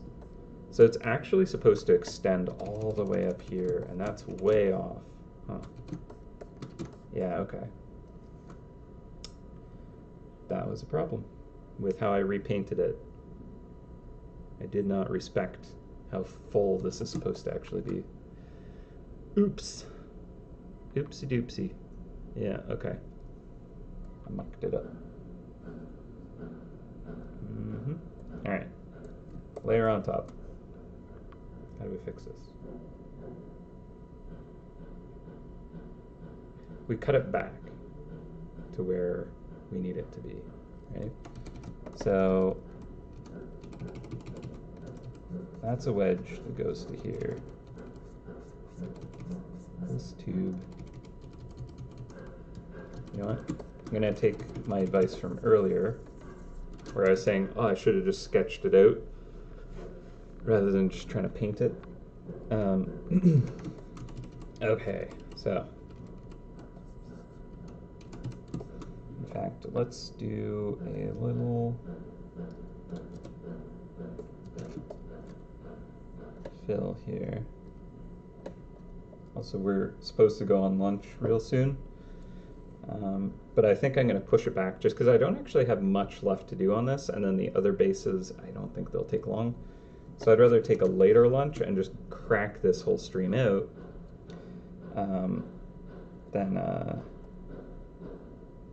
than kind of like making you wait an hour just to do another hour's worth of work. All right, so we're going to select this. We're going to go into our top layer here, and we're just going to pretend that we're sawing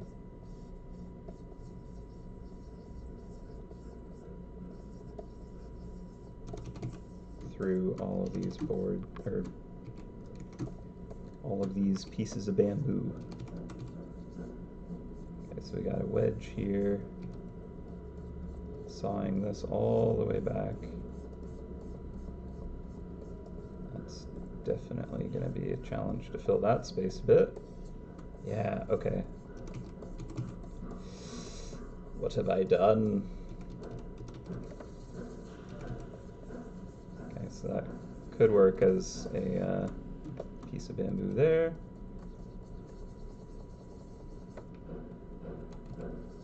Wow. Man, I was off. Huh.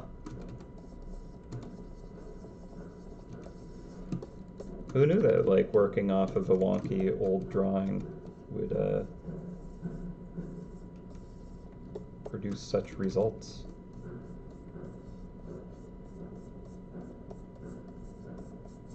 Who knew?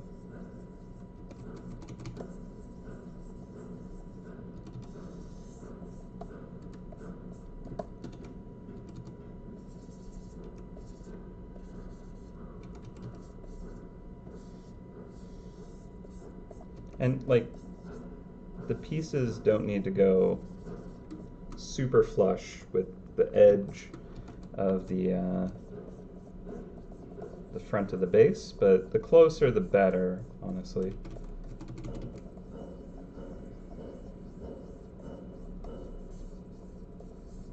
Like, we want it to still be that same shape. Yeah, I definitely should have done the sketch. That would have saved me this headache here.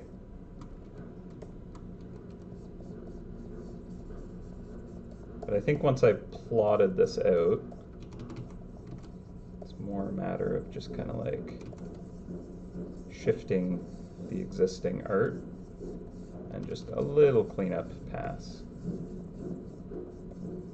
Yeah, they're pretty crowded, right?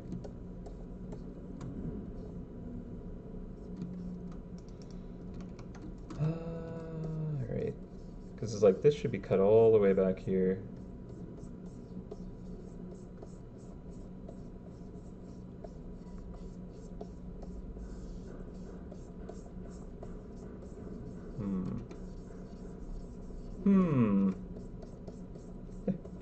At this point, I'm like, shouldn't I have just repainted this? Wouldn't that have been equivalent? I mean, I practically am at this point. Okay. Yeah, so these are too crowded, technically, to actually make them fit like this. So, I mean, that would work if it was a small piece here, and there was like another piece there, right? That's fine.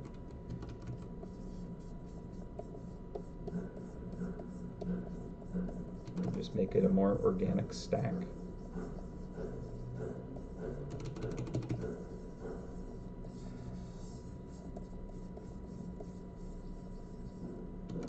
Or it was good enough and we can just ignore that edge, you know? Yeah, it does look like it has a dip, a bow in the front, right? And maybe that's not the worst. Like, I can't think of too many traps that it would look terrible with, and that's not really a huge concern considering there are different things that I know are going to look weird with this base no matter what. So maybe I don't need to do all this.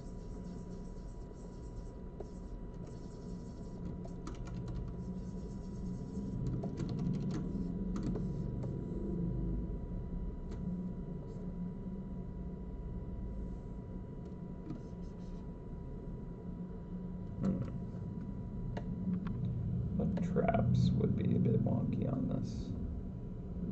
I don't have a great selection of traps in this file, unfortunately. But yeah, it just kind of dips.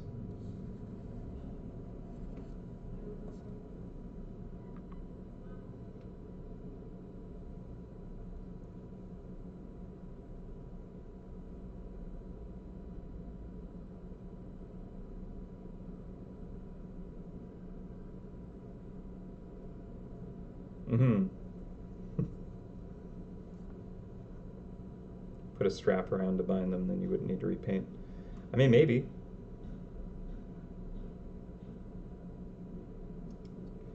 Like if the strap was right at the end. Or would that just draw more attention to it? You know? Like if it was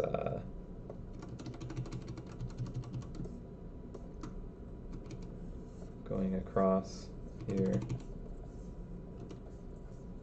Plus, like, if I did like the rope strap idea, I would want it to be kind of, you know, form-fitting and a little more like organic.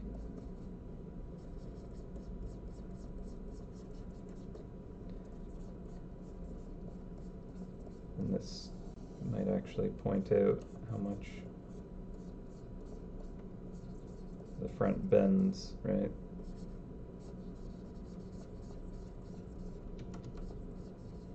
Plus then I want to do like all kinds of nice like little twists and yeah.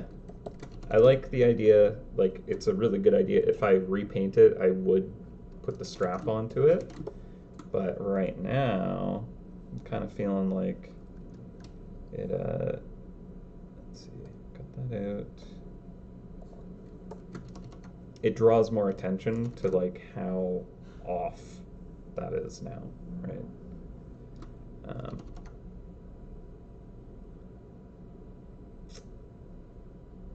I think I made it worse than the original base in terms of the front in that regard. Like the ovals were weirdly compressed.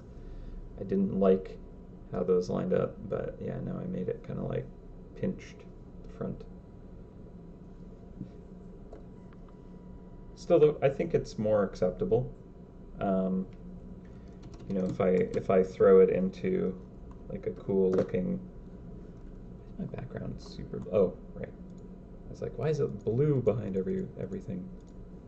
Because that blue layer probably. That might do it. Yeah, so it's like clearly the corner here, and then there's just like this weird gap. So, yep, I want to change it. Take a saw and just kind of cleave it all back. I think it's doable. But I think we'll take lunch now that I'm looking at this problem I have created for myself. I think I want to do it right, because that's how I roll. Plus there is also at least one more base that I want to tweak. The papyrus base, honestly, I can't see that being too complicated. It's just going to be putting pages behind and then making sure to kind of break the silhouette by making sure it extends where it looks interesting to do that. So I'm actually just going to group this into a folder so I can hide it all at once. And then, yeah, so here it's like, okay, fill up to the backing, right? And then have some fun just kind of having little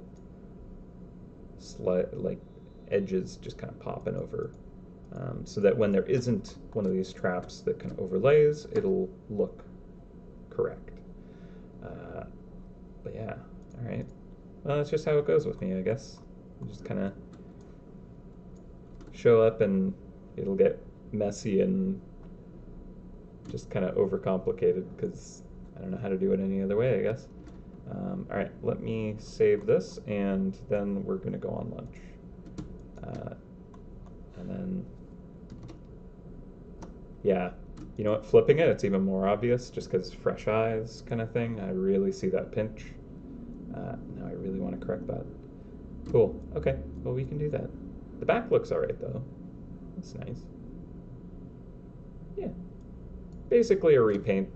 That's how it goes. All right, we're going on lunch. I will see you in an hour. And I'll have a Larry link. And yeah. Sorry, it's not as short as I promised, but you know what you get with me. uh, yeah. Wider to the end. A bulky style. Yeah. Yeah. I think it'll look nice. Yeah, why not? We'll give it a little bit of pizzazz. It's an old base. We've repainted old bases before. This is practically a repaint, but not to the fullest extent that it could be. So that's fine. Um, Thank you, Arctic. I will enjoy my lunch. All right. Well, I'll put up a timer so you know exactly when I'm going to be back, and I'll see you then. I haven't been recording, have I? No. No time lapse. Not that it would reveal a whole lot, but eh. All right. I'll see you in an hour. Bye.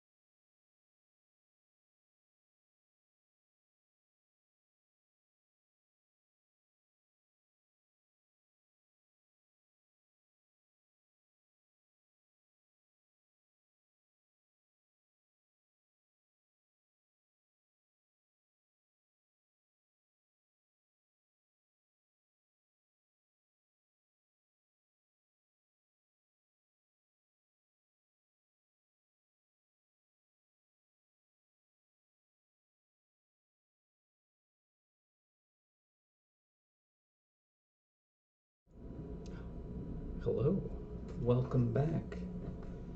Lunch is done. Figured I'd actually, since I was doing a little artwork during lunch, not work related though, so figured I'd share that. Just working on a new axe. Doing like a hibiscus flower inlay in this one. So, kind of hard to see. Needs to be, you know, fully filled in and flushed off, and I'm gonna have to do a lot of work on it still, but I'm having fun with it. It's not a small effort though, and the interesting thing is I'm like experimenting with techniques, some which work better than others. So just trying to figure out how to do it, learning new things all the time. But yeah, one thing that I'm struggling a little bit with is I'm trying to get like fine detail, kind of crisp corners, and I can do it in a couple of places. Let's see if we can get this to focus. I probably can't. I have a couple of good ones, but the trick is copper wire, when you work it, it gets hardened very quickly. And trying to like hammer it down into tiny little corners with just like little tiny hooks and walls to capture it, it's kind of tricky. So I think what I need to do better is kind of like shape the wire how I need it to be before I kind of put it in there, just because I just attempted to anneal it while it was inside steel. Not gonna work. The steel just kind of whisks away the heat a little too easily to kind of get it up to an annealing temperature, and then that's gonna mess with the actual hardening on that. So I'll have to kind of re-harden that axe face, which isn't bad. It's gonna do that anyways, but yeah, just kind of interesting. Lots to learn about it. It's fun. All right. Thank you. Yeah, it's still got a ways to go. So I'm gonna fill it in the flower, and then I'm gonna etch away kind of like the plants behind it, leaves and stems and stuff like that. I'm just gonna fill up that space. Yeah. I'm sure that I'll give you an update next stream. All right, so where we left off, we were still working on the bamboozler base, which has suddenly bamboozled me, living up to its namesake there. And what I've kind of realized is just that the actual front shape of a base is not lining up with where I ended up rendering it. And that was my bad. I should have kind of anticipated this better. And one of the things that I kind of feel strongly about is just that a good foundational drawing is going to make the rendering and everything about it much easier and look better, right? Also, let me grab my water. It's over.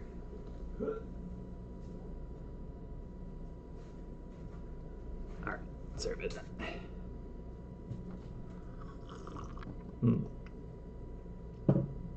Okay, so it's important to have good structure in your drawing, because if you don't, then it's just going to make, even if you render it well, it won't look right. And I did not kind of plan the understructure as well as I really should have.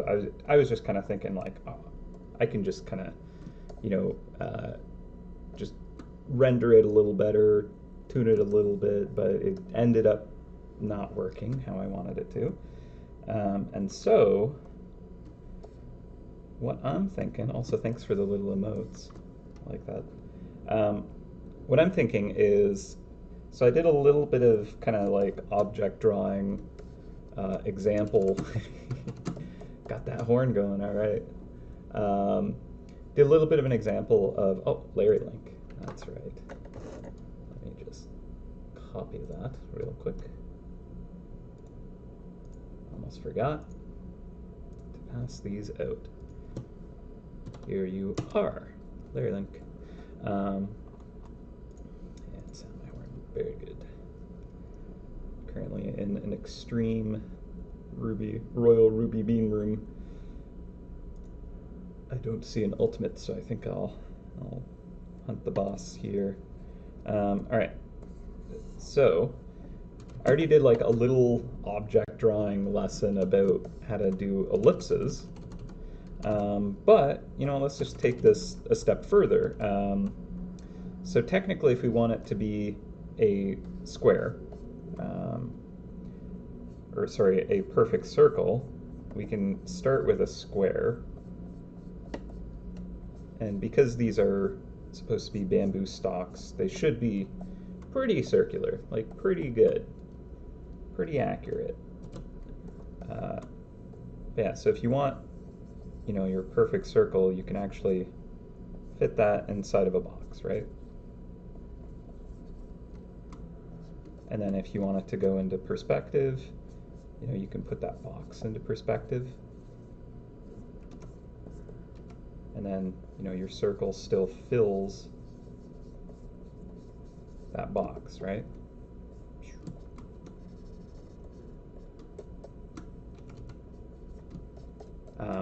And so what I'm thinking here is there might be one too many of these big bamboo pieces to actually fit this. Like if I scaled these up to the size that they should be to kind of fill that space, suddenly one of them is going to have to just be super crumpled up, or all of them will have to be kind of compressed.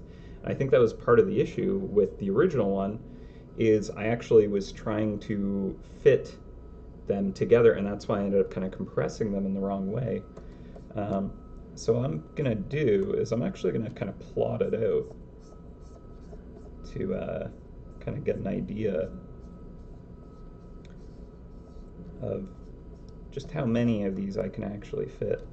So if I draw a line right through the center, like this,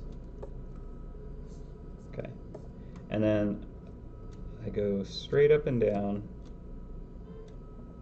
from here. That's not going to be right. There we go. And then I draw a line through that intersection, and I go straight up and down from there. And then again, a line through this intersection here, straight up and down from here, a line through this intersection. This is a trick to kind of plot out objects going into perspective and like maintain their distance. This is you might use this for drawing telephone poles in a line, or buildings, or whatever. But if I do this, technically, it should give me the same kind of dimension that this box is in perspective across the whole thing, right? However, we're kind of skipping every other one. That's not right. Something went wrong. Okay. That's not working. Interesting. Well, it kind of lines up. Did I do this wrong? I might have done this wrong.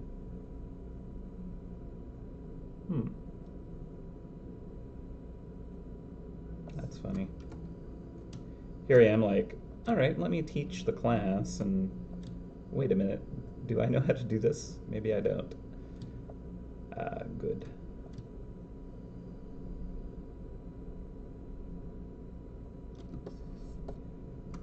Okay, well, so this seems wider than it is tall. That's off. These lines are not working where I plotted them. Like my center line might have been off.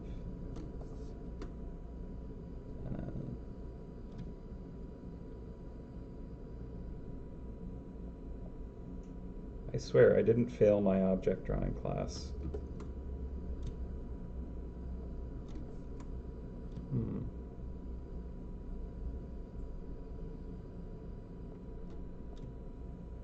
Yeah, all right. That needs to be lower. That would kind of bring it out here. Okay, yeah, I probably should have worked with finer lines if I'm trying to do something accurate. Let's try that again, because I know this is supposed to work. Okay, let's try that again.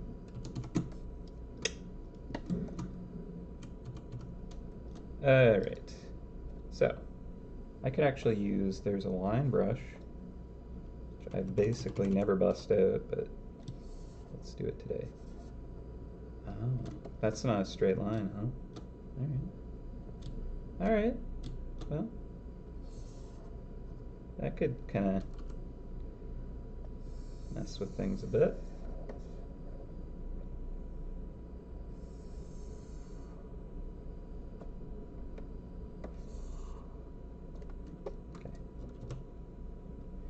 Let's just see what we can do with this. So let's make it really... all right, actually, try and draw a middle line here just by eyeballing it. Seems all right. Now,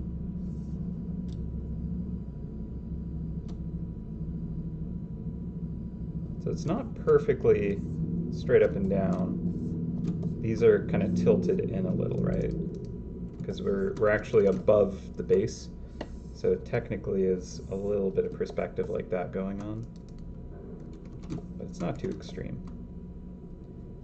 If we go from this corner to this corner, that gives us our center line, so that's a little off.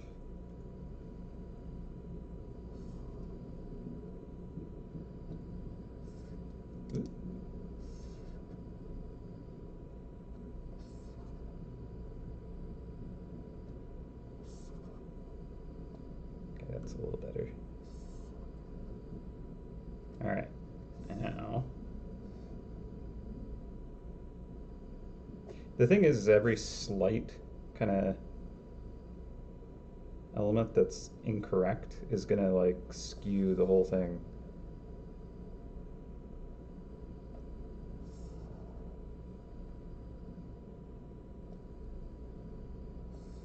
And it'll like amplify the longer it goes, the further it reaches, the more that error is kind of multiplied. So we'll just see what happens if I try this. You know, if today's not a day to kind of just mess around, I don't know what day is. I mean, I always kind of mess around on stream, but not yet. This one first. Let's just see what we can do with this.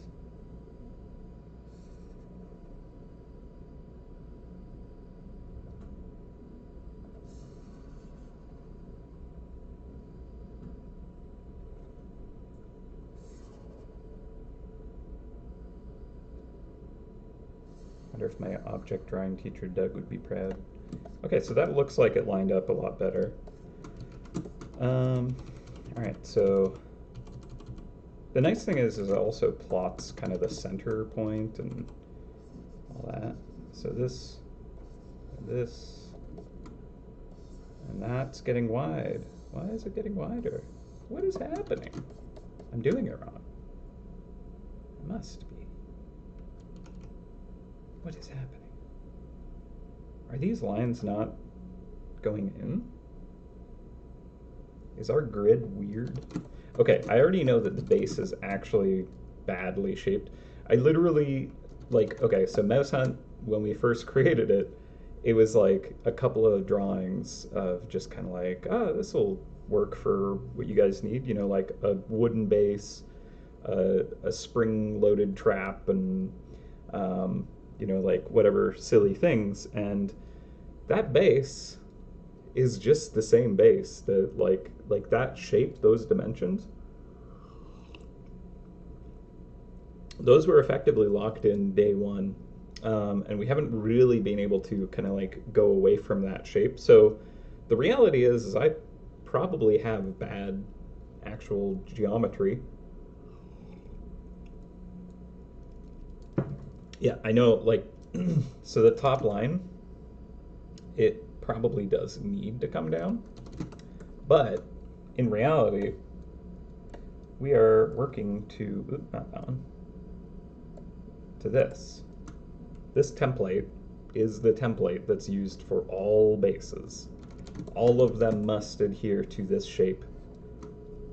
No exception, because all the traps and everything are based on this image. And there we go, right? So we gotta match that. So the fact that that's getting wider and wider makes me think that these actually are like getting further apart, which if you know anything about like perspective, these should get, you know, closer together the further away they get until they hit the horizon line effectively, and then they come to a point there if it's laying flat on that plane. So yeah, I'm suspecting it's just the base illustration for the base is that bad. I mean, it's literally based off of the original drawing. So yeah, it's probably that. In which case, I can't use the proper rules to do this trick. Alas. All right. Well, it was interesting. We all maybe learned something, maybe not. Cool. All right. Well, what can I do with this then?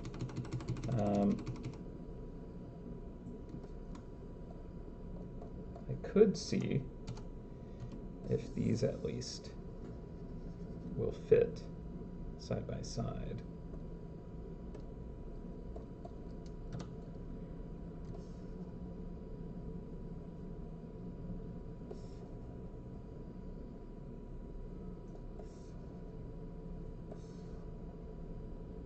They can't be getting big. Yeah, no, see? I must have done the technique wrong. Must have. All right, well, at any rate, I think what I have demonstrated to myself, at least, is that I have, you know, one too many of these kind of pieces of bamboo to like actually fit those dimensions. You know what would have been even better right now would be to actually like fill in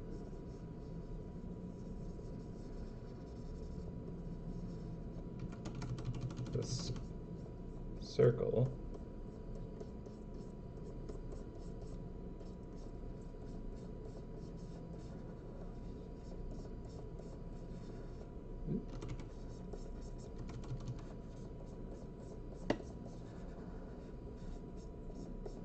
Man, I don't know what's wrong with me. I'm like, how can I punish myself on Feedback Friday today? Oh, I know. I'll just like bring back the like object drawing class that I took 15 or 17 years ago. Just kind of, I'll just try to dig that out of my brain and replicate how that works here live without kind of refreshing myself on any of it. Still, it should have worked. Pretty sure that's how it worked. Anyway. But what I can do with this is I can at least kind of like plot out, okay, well, if I create these shapes,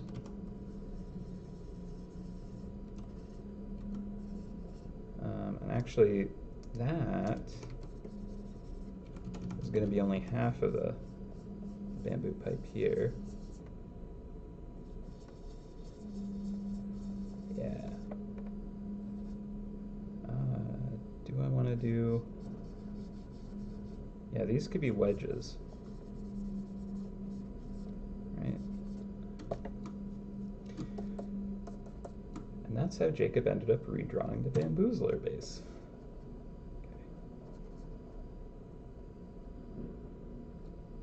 Alright, I'll just move this over here and we'll just erase that. And like, if I do this, which is like a choice, I'm going to be like ruining the entire top surface of this. I really probably shouldn't take this route. This is signing myself up for way more effort than I should. Alright. Yeah, so see? If it is plotted out like that, it's a little kind of closer to the actual proportions that might make the most sense for this design. And we could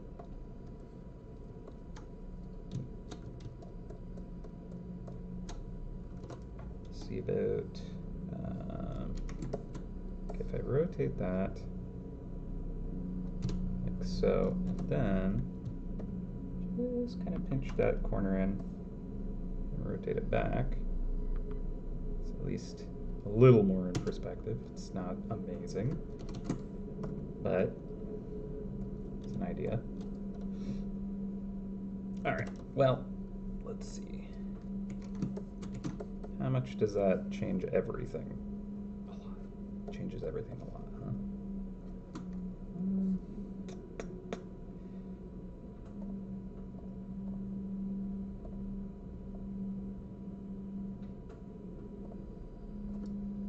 It would look better, though.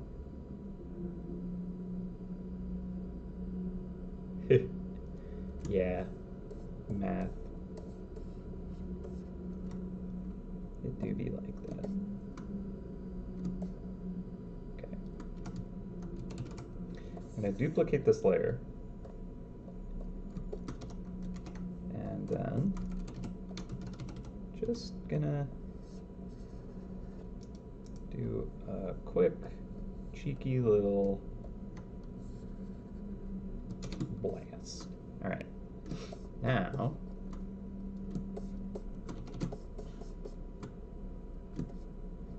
I mean, it's done. It's perfect. It's cap-filled bamboo.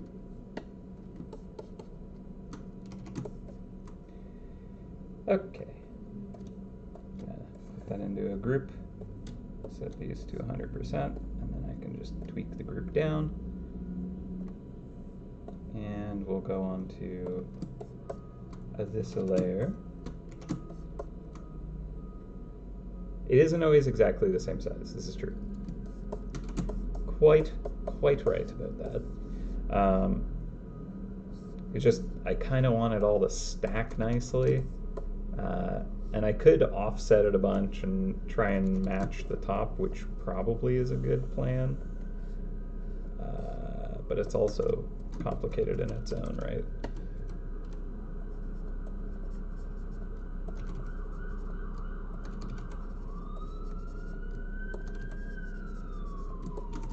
I should probably set this whole folder to be a draft so I don't grab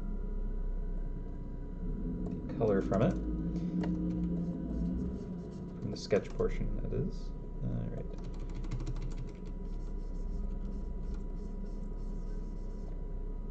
Yeah, well, they'll all be different sizes in the end because I'll end up kind of rendering each one slightly differently from each other. But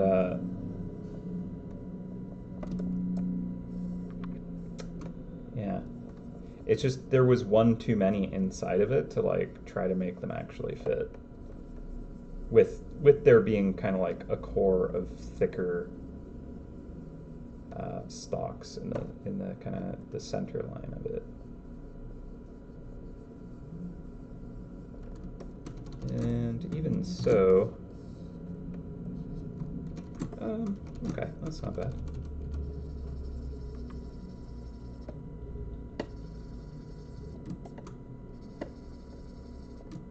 This might not be too terrible, to be honest.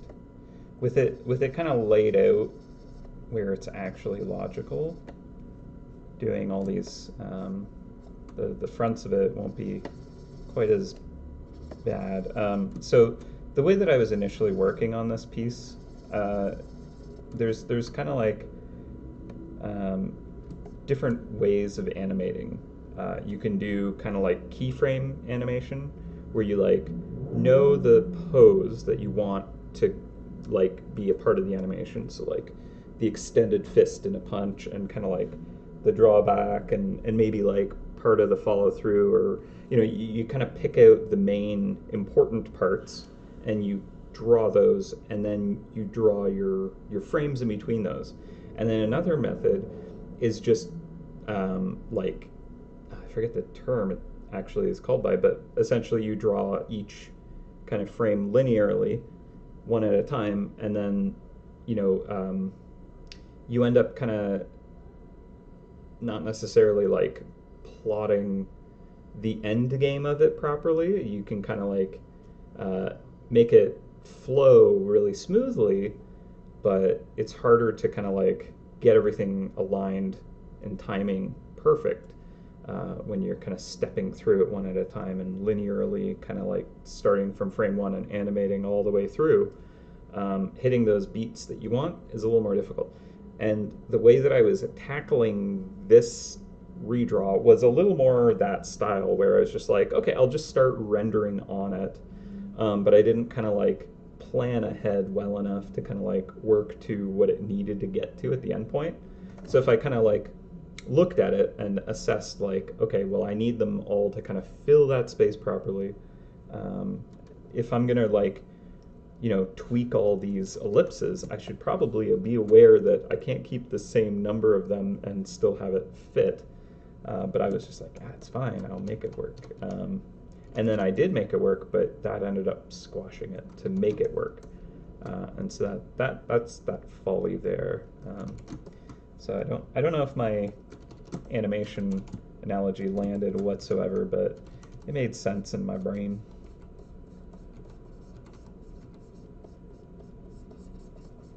I saw how that could relate, I guess. All right.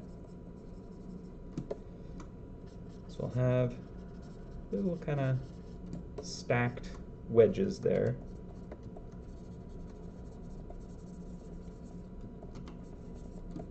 And I think I'll turn the sketch down even more. Yeah, now it's going to look more like someone just took a guillotine and just like did a nice clean slice through all these. But again, and this, I wanted to tweak this anyways, like this center piece, it's lining up with this big thick stock, and that always was the case, and it just, looking at it now, I'm like, that's not good. It doesn't work.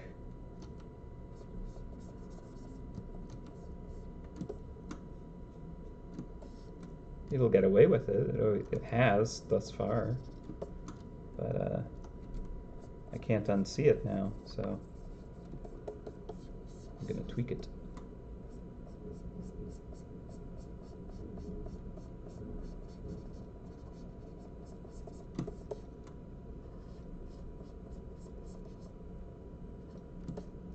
I probably want to lock my transparency at some point as well.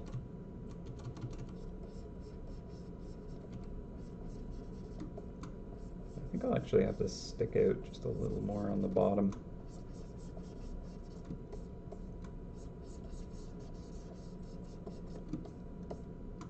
Because it's okay, even if this gets cut off on the bottom, that's fine, because that'll actually just look intentional. Get rid of that little mark, little artifact.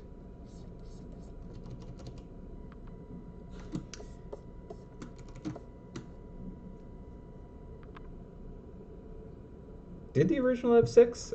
I messed up and I added a 7th? Amazing. Good job, me. Yeah. Well.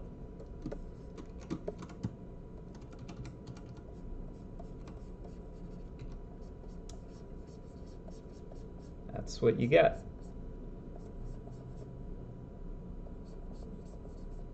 That's all I got. I bamboozled myself. Maybe originally it was better than I thought.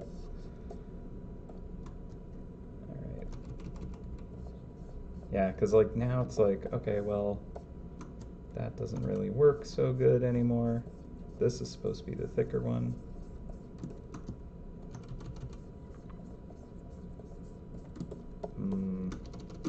It's basically repainting the whole thing.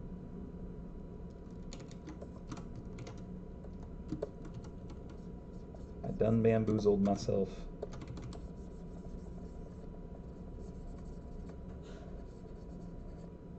What a well-named base.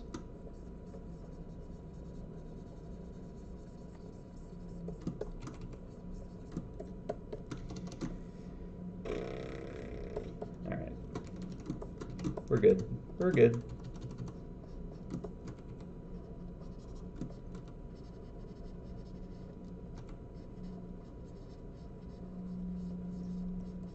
I mean, honestly, this is kind of like what I anticipate will always happen on stream, is just kind of making it more difficult for myself somehow. So I'm going to turn this on just to make sure I'm not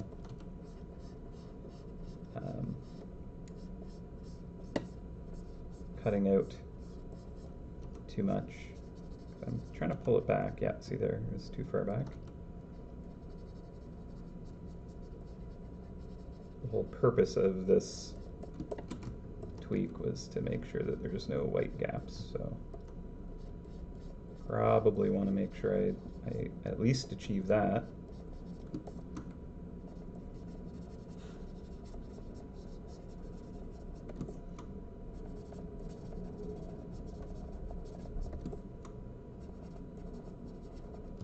Get like a little wedge there. Yeah, I think just like little tiny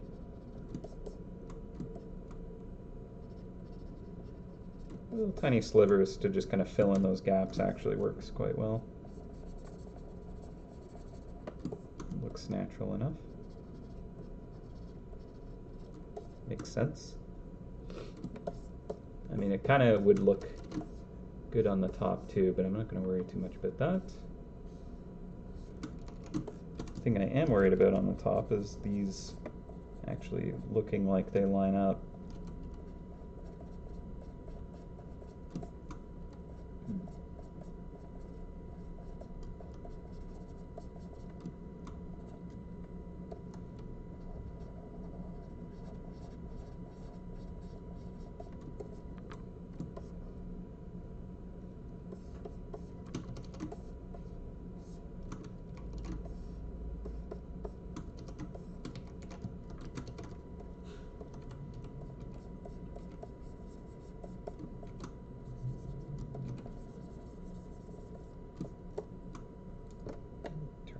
Sketch for a second.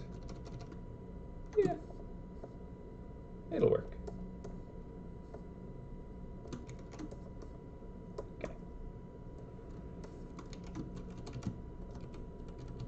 Just keep going with this.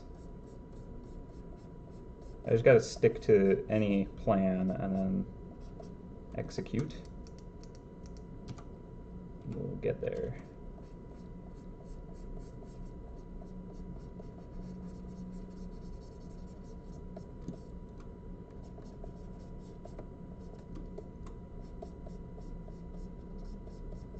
Jacob overcomplicate a piece of art.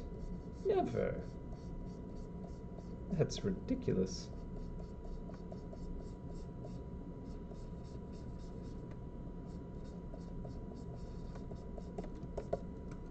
That's impossible.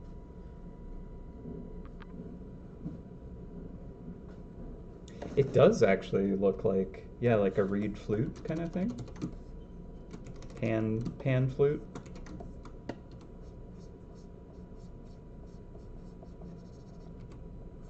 I actually don't know if I ever thought of that for that. I was just thinking it's more like just a whole bunch of them stacked, and, I don't know, glued together.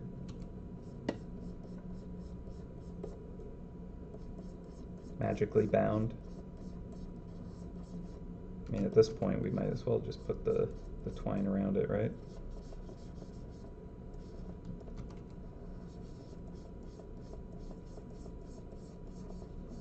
The rope.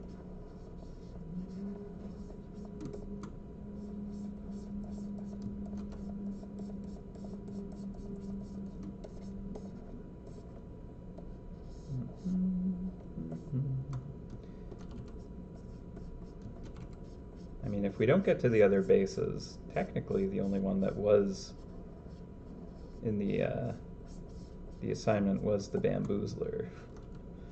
But it just kind of made me realize that there are other ones that I should probably tweak as well. And I don't know, I think it will actually not be too bad. I'll tweak the top just enough. I think that we can kind of like get away with a little bit of illusion magic where, you know, they just kind of end up stacking fine, even though technically like these shapes carried forward might not be the same. I think there's enough kind of visual noise that you won't even notice. We'll see. I'd rather not end up repainting the entirety of the base.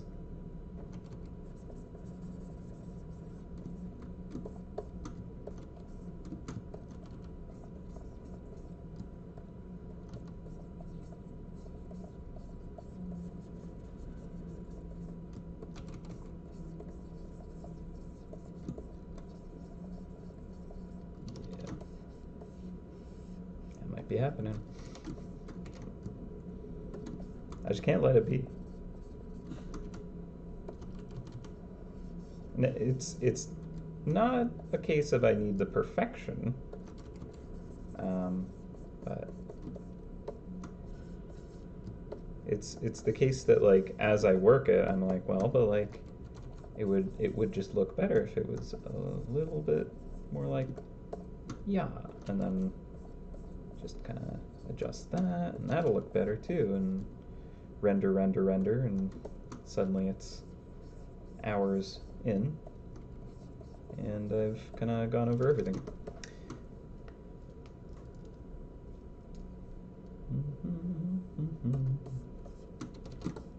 It's like I could add some like a little bit of green to it, give it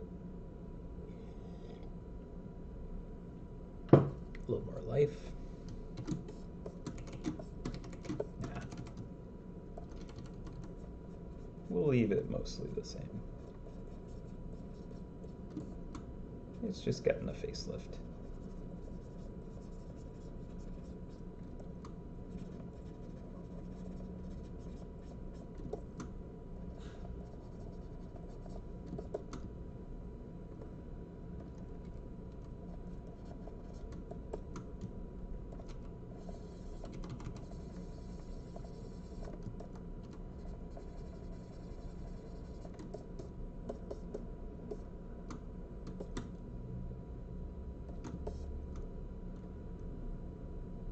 Mm-hmm. Yeah, yeah. No, that's totally it. It is going to be one of those illusions, the tuning fork that like changes what it actually is. I like it.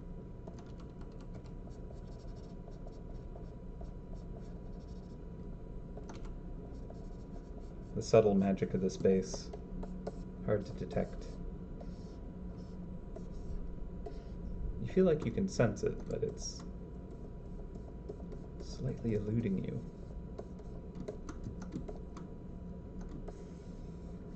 Yeah, so it's like that stalk is suddenly transforming into two. Curious. Mutant bamboo.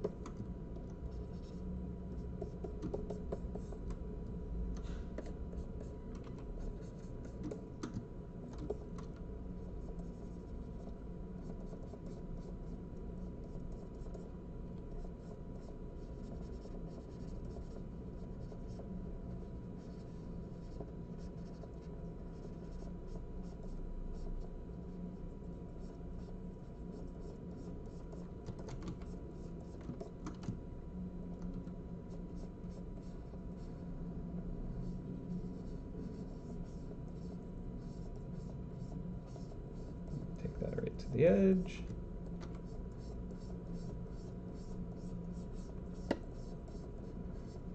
Can't believe I added a 7th somehow. That's wild.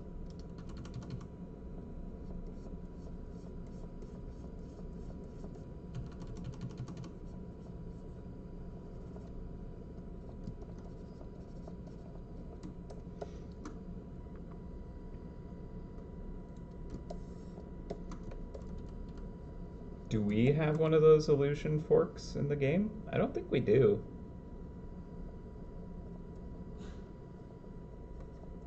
Can't think of any of those. Maybe there is an illustration that has something like that.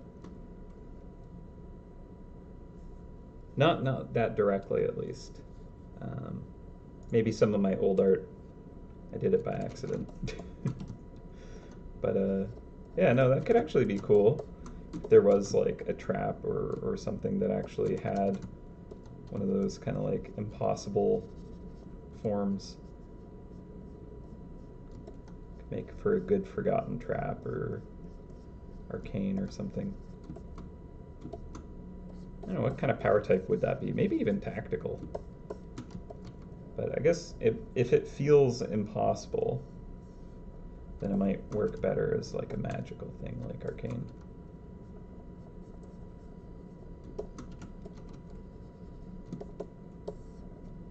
The impossible state. Yeah, once the mouse enters the staircase, they can't escape it.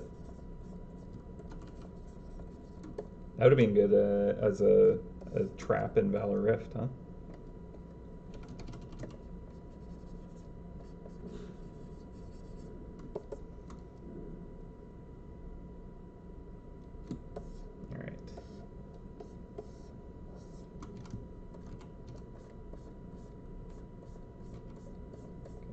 Just extend that.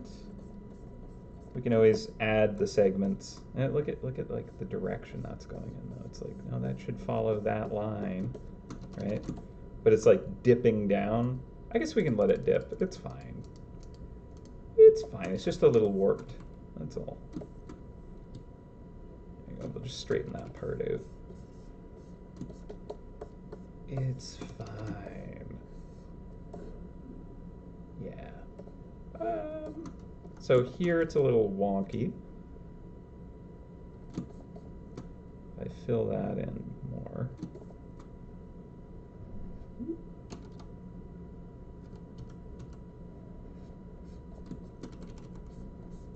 Right.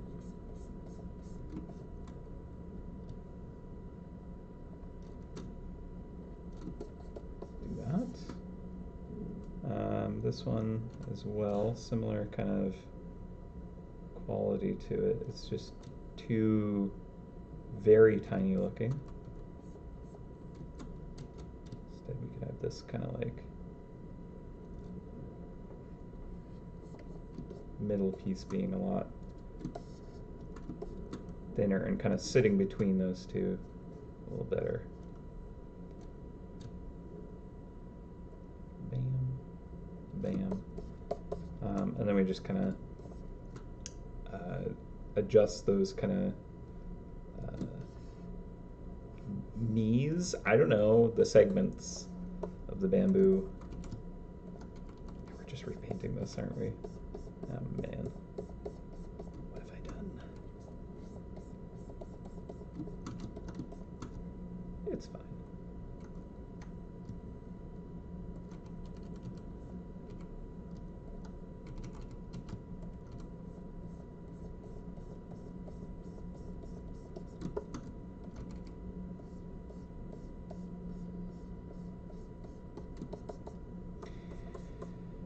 Yep.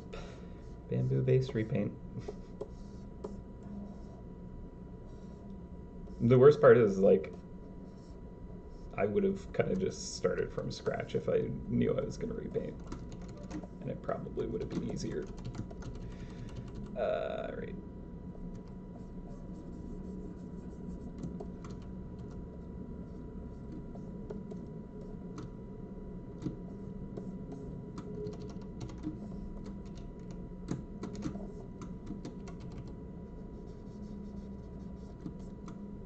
Just go along and kind of add some little segments. The smaller one will have them closer together. The bigger ones, they can be more spaced out.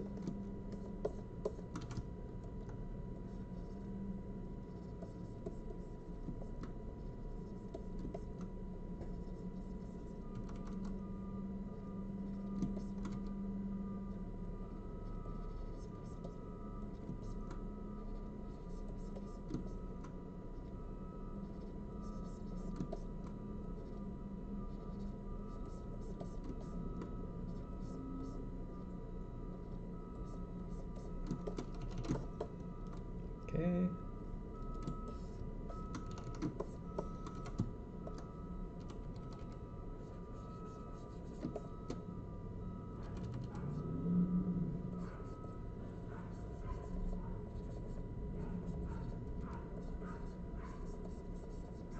There's a yappy dog out there. It sounds like a tiny dog telling the world how big it is.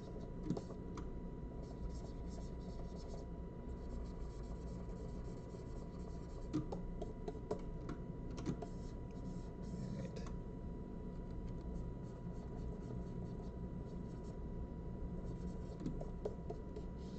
Honestly, these segments might look better if they were more spaced out.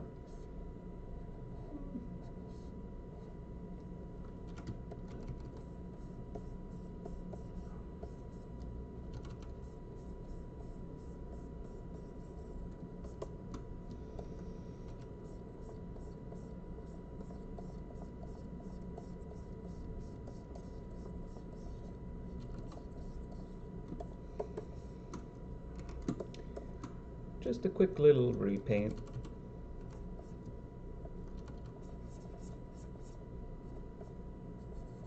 All I need to do is fill in those little gaps. It'll be easy, he said. Take no time at all.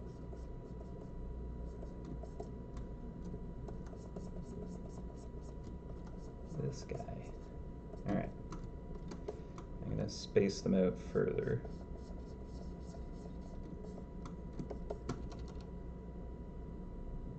Honestly, going even further than that.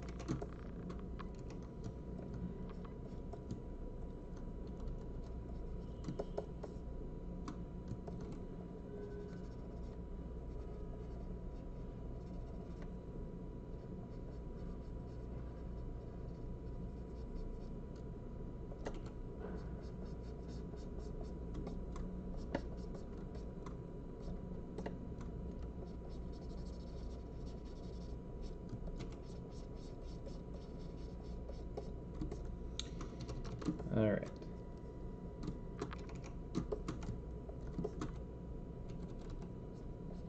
So now I'm just gonna block in this big one.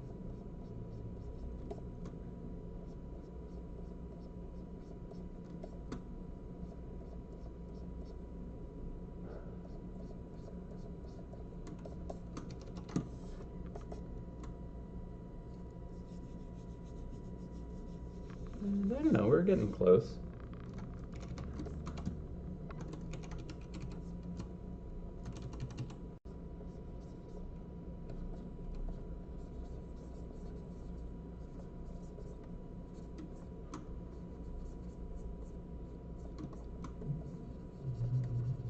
Again, I'm still trying to match the original kind of rendering style, so we don't need to over detail things. Right. That back one isn't bad, actually.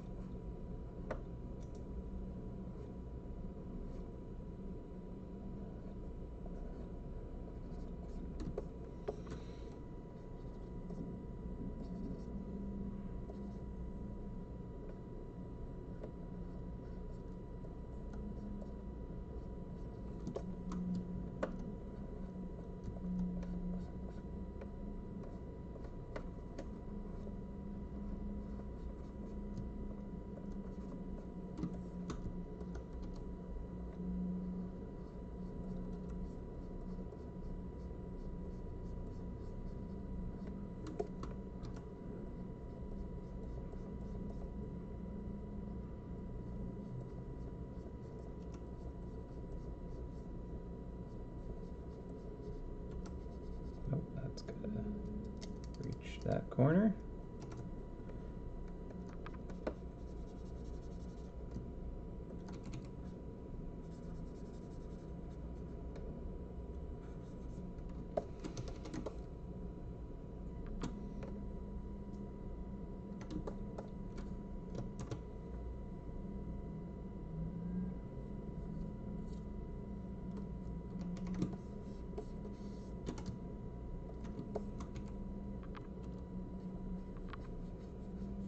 and we'll extend this one.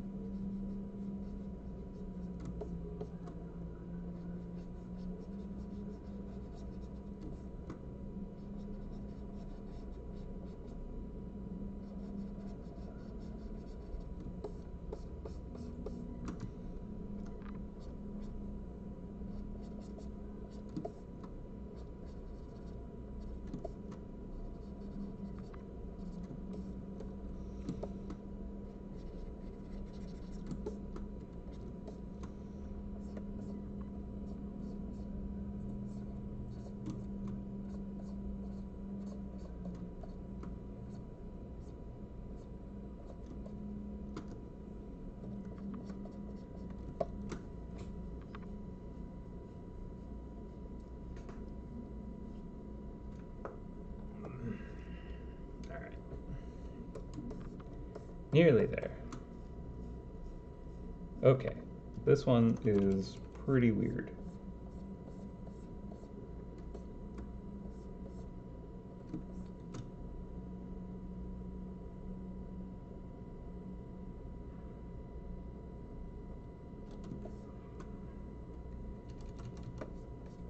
Kinda gotta blast that.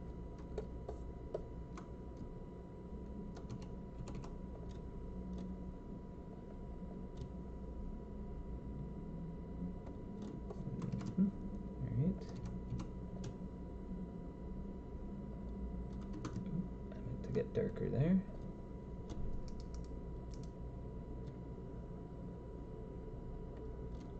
That's too dark.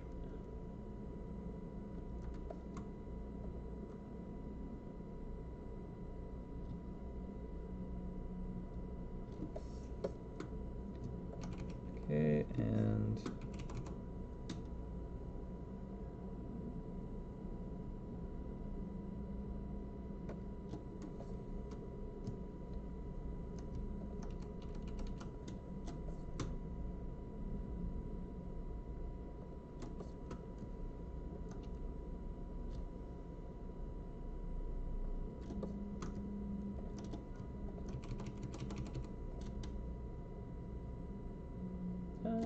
maybe I don't need to tweak that top one.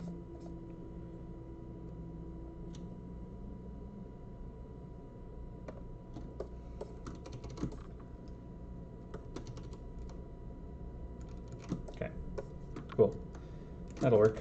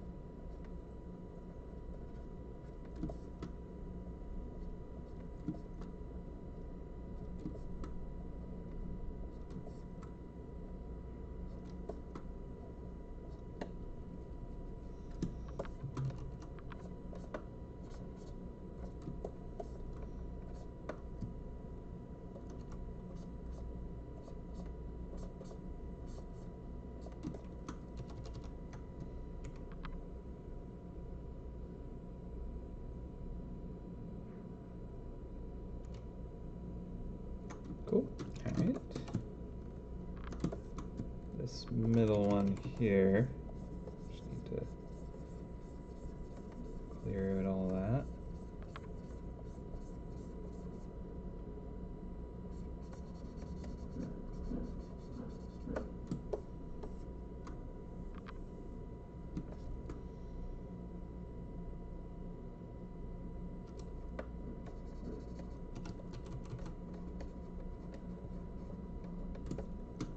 Okay. All right.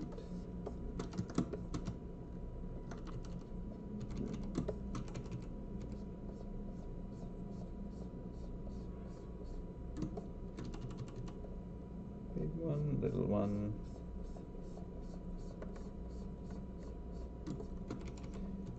one. And little one. Alright. So now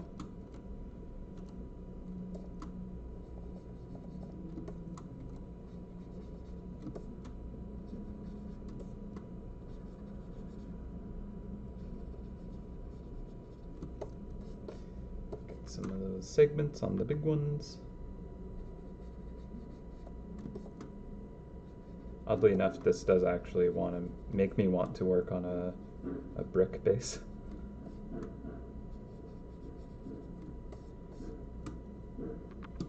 Cool. All right.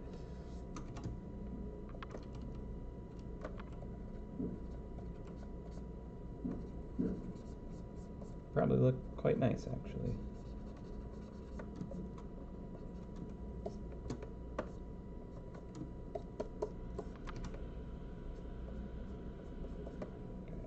Turn off that sketch completely. And we're getting close. All it took was a repaint.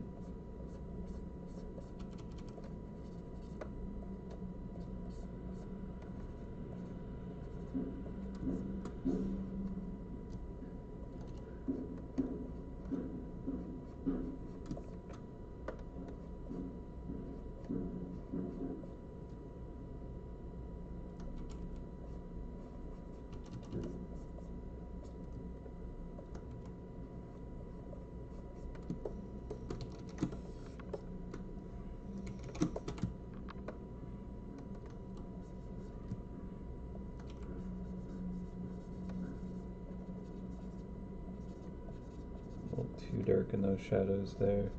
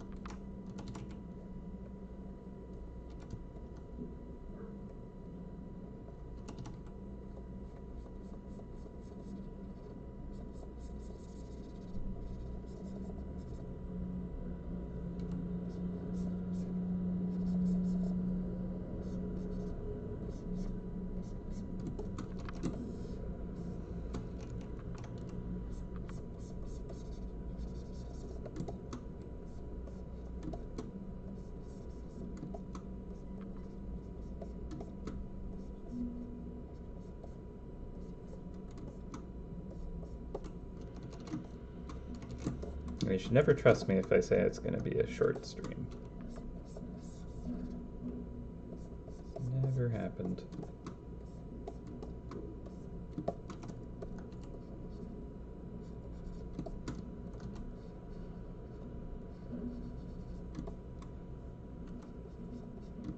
I feel like the more sure I am that it's going to be a short stream, the more likely it is to not. So this stock here needs its segments.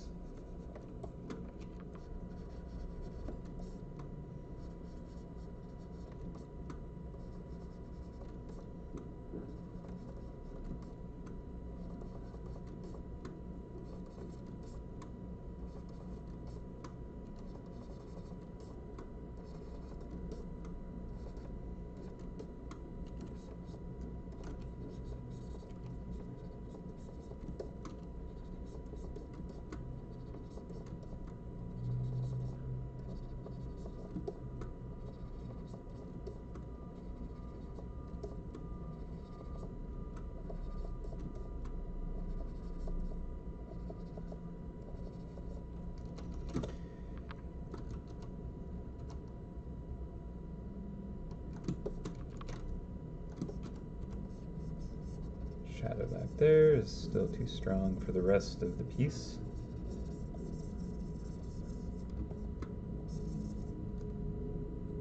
In fact, I think I want the this bigger one to feel like it's coming out in front more. Wow, someone has very loud car speakers. pretty sure they're deafening themselves loud.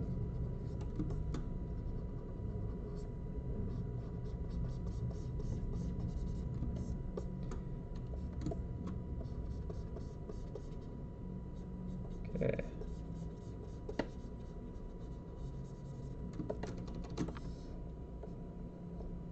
All right, all right.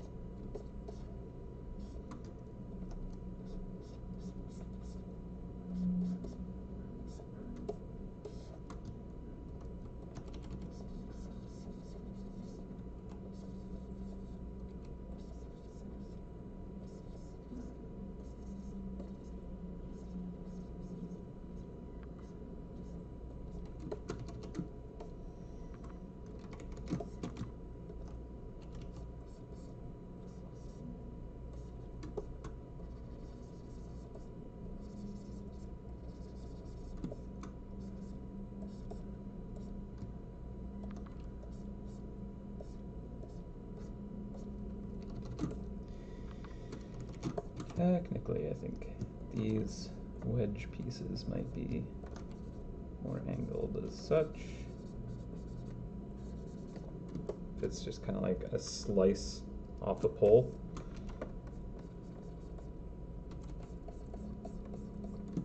Might be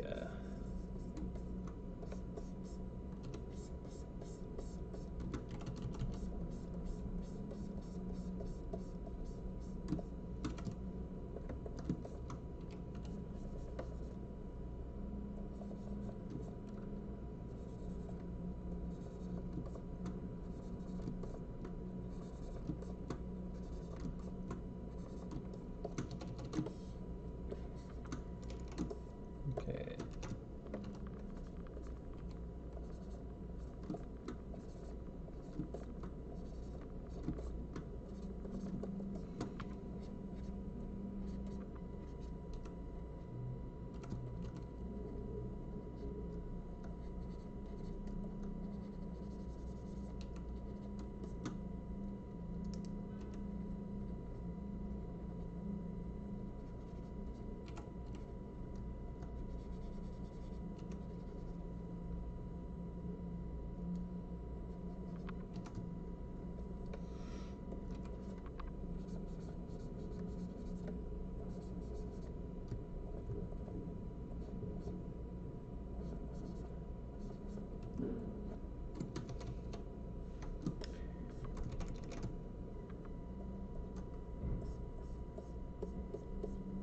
Well, good enough.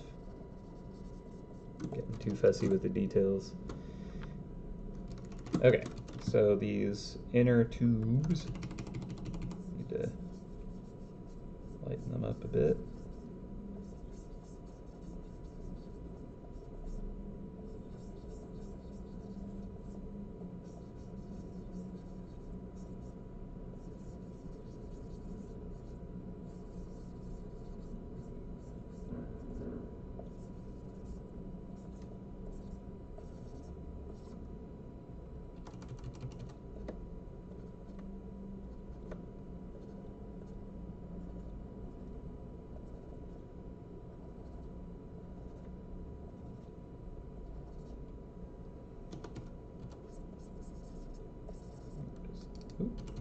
Soften those.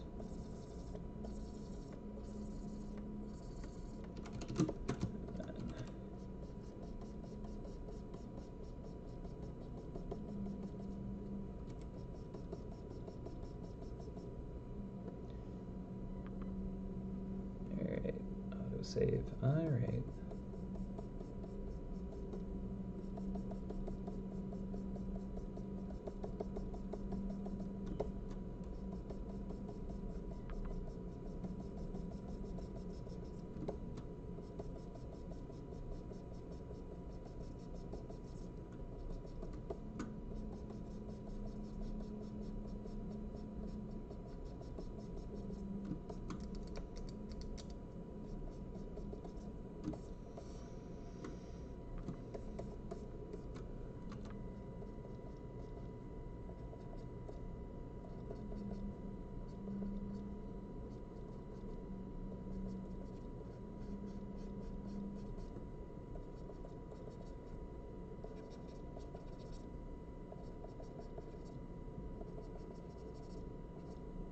Cool.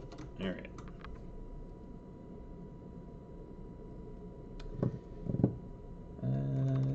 It's just that edge.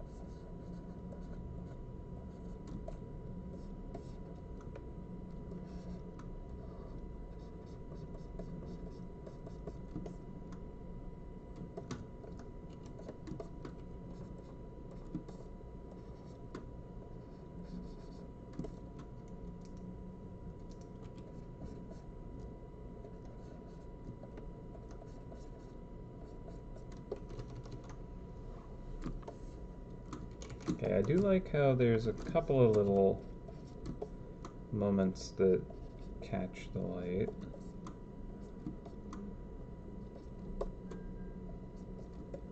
Don't want to overdo it though.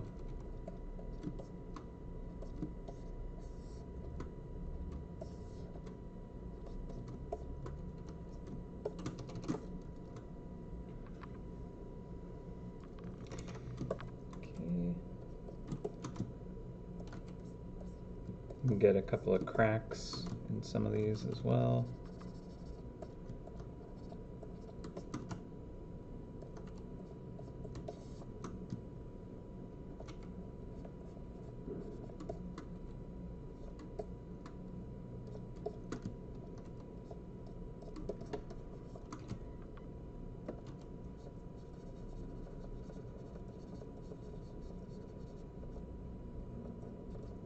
Those little gaps between them could get pretty dark, fairly shaded between them.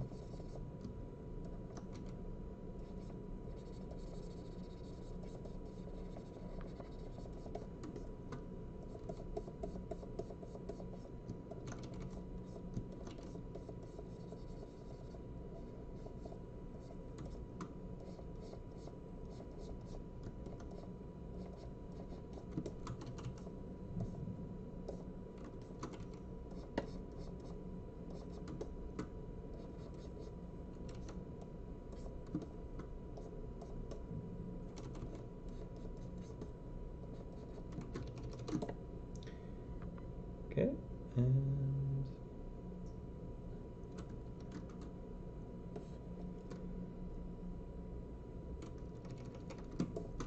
just trying to see if anything else stands out.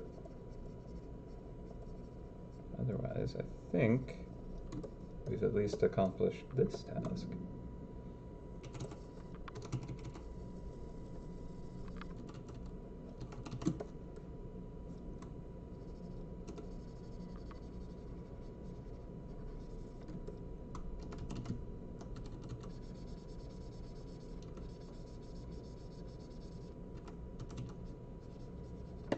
Let's turn off the backdrop there.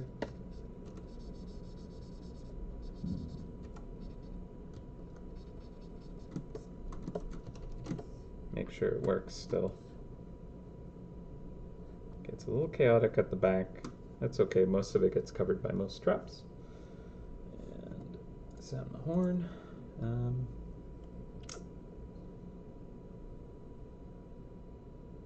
The ellipses themselves aren't perfect, but you know, they're not all perfectly circular, right?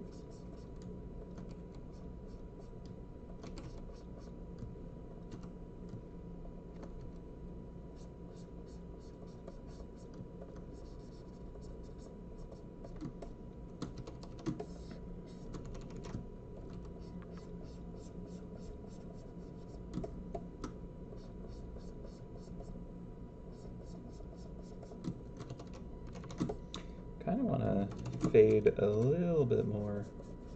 Like these are a bit dried out, right?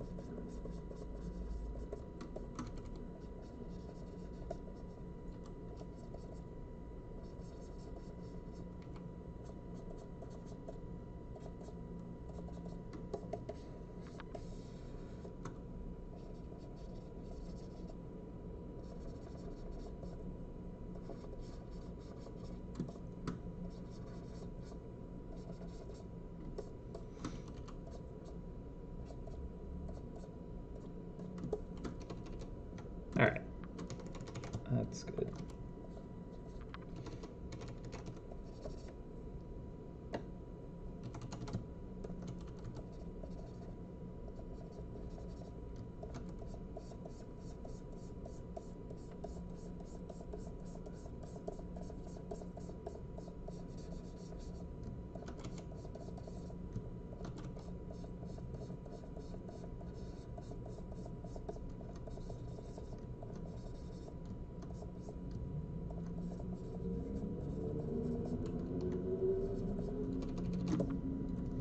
No more futzing. It is done. Cool. Alright. I'm calling it on that, just because I could keep working on it, but I don't think we're going to get anything substantial beyond that.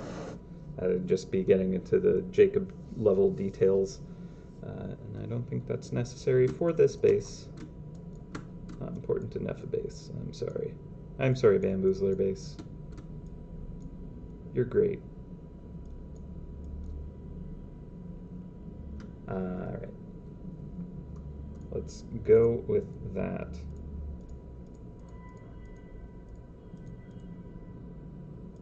Cool. Alright.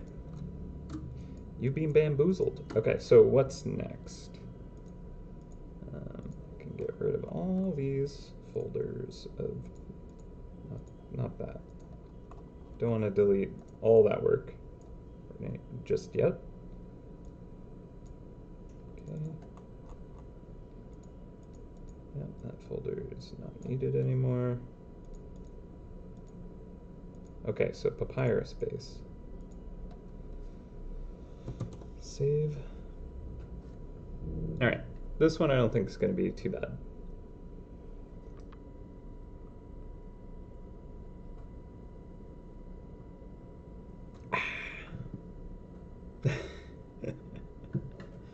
What if the mice use the holes as a new hideout, home, or place for shelter? I mean, maybe that should be like a trap. Like it's like this little hovel, welcome. We have vacancy in these bamboo husks. Climb on in. Let's see what's inside. Yeah. Who knows? Alright, so I think a quick way to handle this would be to just basically fill in behind it. So I'll grab the whole selection, and then I'm just going to take kind of like that shaded color there and just fill.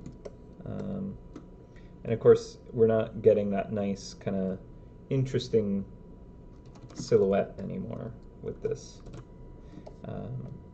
So what we want to do is extend it out to kind of recreate those interesting edges. And we already have a bit of that going on with these metal bands here. I have those breaking off of the base, which is technically how we do more interesting silhouettes or shapes on bases now. And I kind of knew to do it then, but then I also was just like, oh, I only want, like, I'm fine cutting away from it where there wouldn't be a trap behind it, which, you know, all the way out here, I can't think of any traps that really are supposed to, like, kind of, you know, go behind it other than the environmental ones that most of the traps are becoming these days.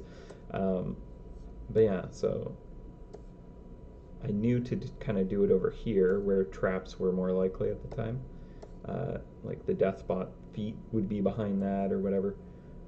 But yeah, up here, I didn't really anticipate too well. But that's fine. We're going to do a new layer though. And I'll just try and just emulate what we had.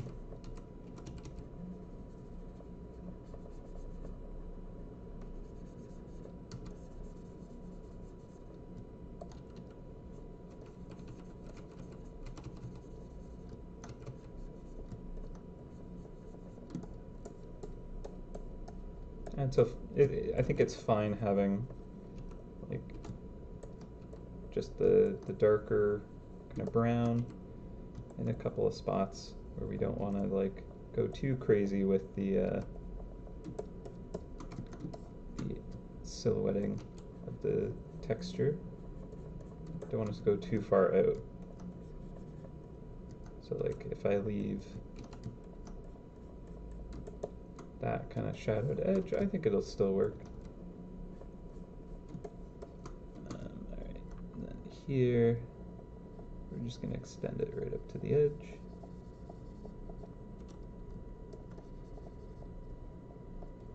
And give it a little bit of texture. And we'll just extend this as it needs to be.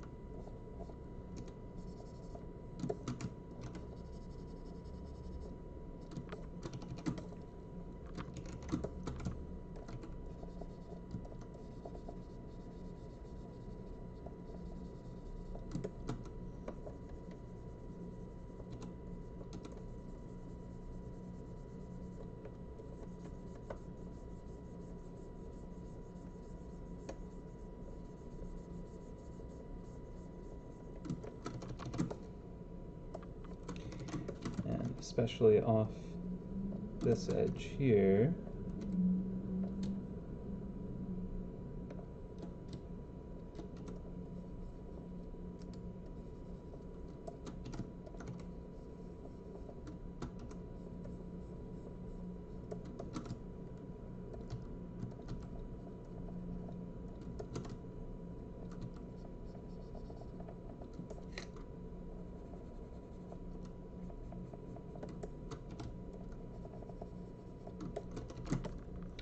There we go.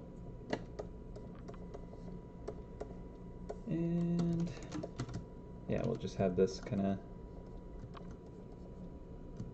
break out a bit more here.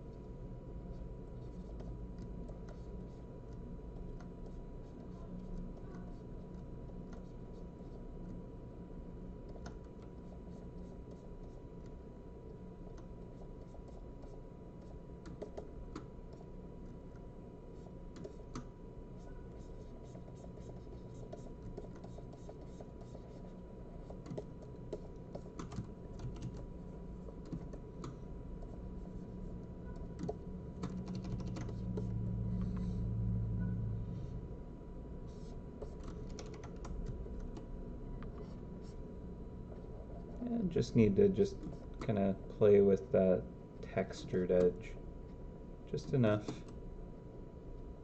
to just kind of give a little bit of a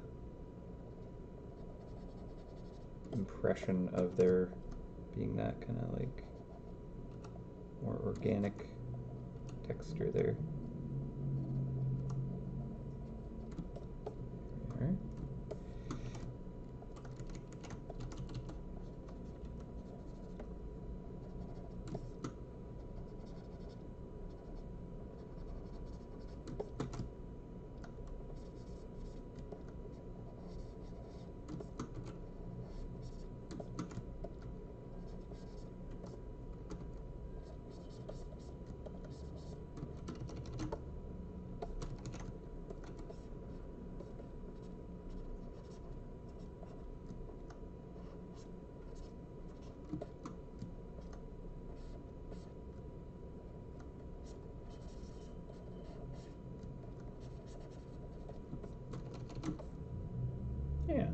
Alright, almost there.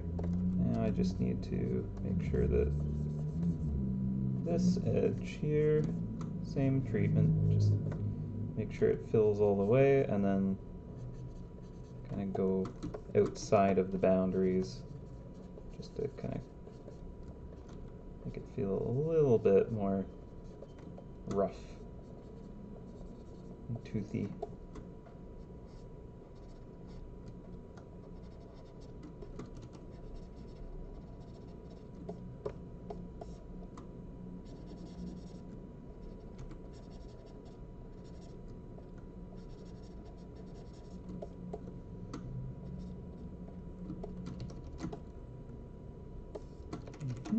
All right.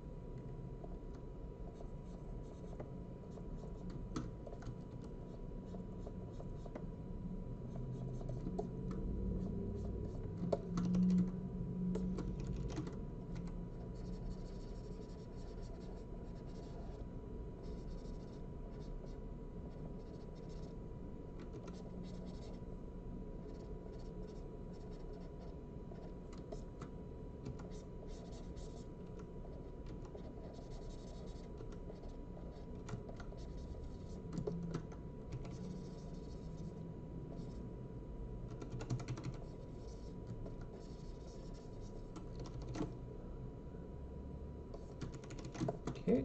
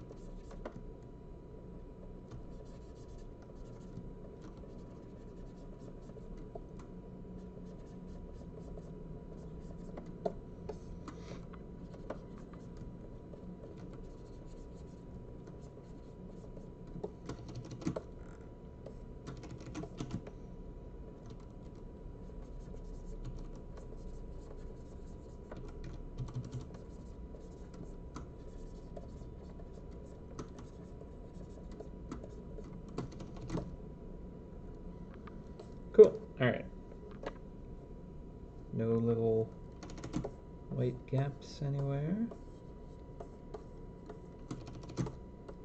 No full repaint. Okay, and then let's see how it looks with a slapping that on top, 100%. Looks okay. I think that's acceptable. And let's just throw this on there. We got little gaps, but again, I think this is just a messed up kind of template. This one's more accurate. There we are. Yes, that looks fine. All right, cool. So that one is, the papyrus is ready to go. And let's see, should we try to get the runic?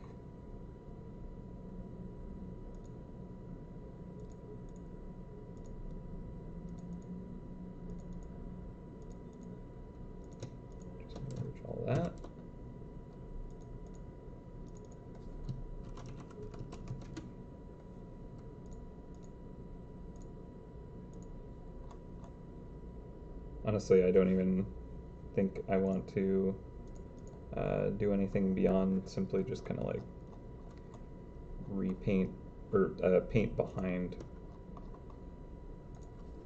here.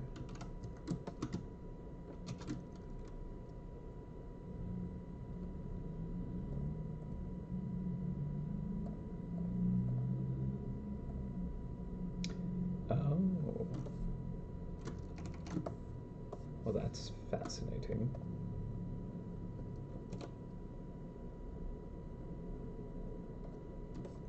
So this file itself actually has the white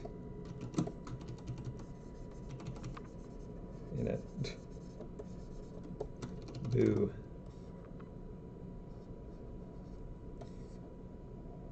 Alright, well.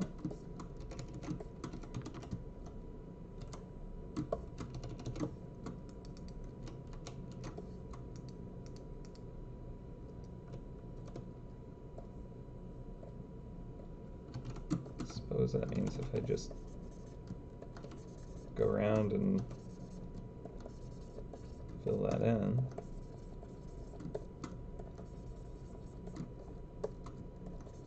Like, it looks neat with the chips out of it, and I like how it looks with those out of it, but I'm fine with it just being filled in, to be perfectly honest.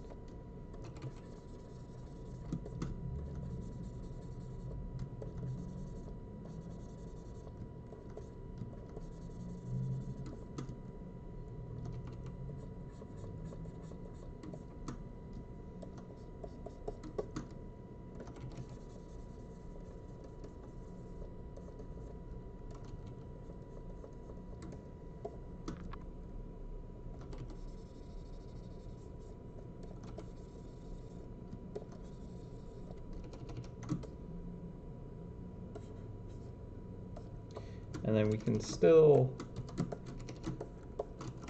give a little suggestion of that kind of material being cracked by just sneaking it past the edge there, right?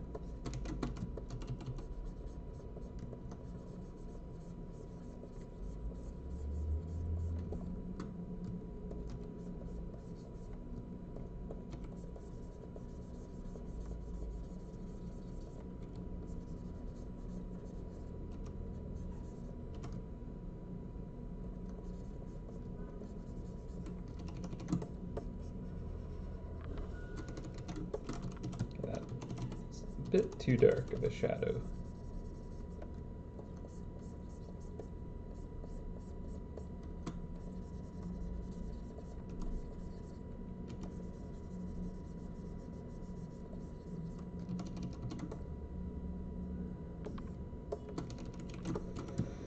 Okay, and then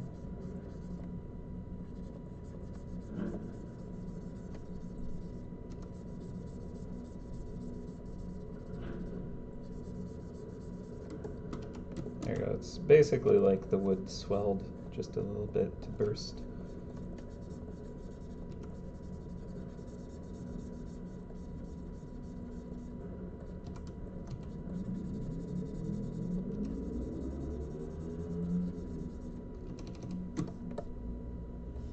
Sure. Good enough. All right. Let's make sure that there's no little gaps. There's kind of like a little bit right there, but I think almost every single trap's covering that portion, and it is passable. Although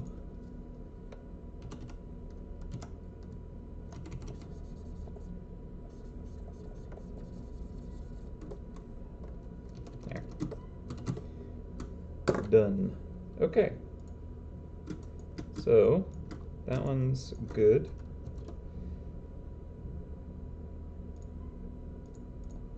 Just merge that down.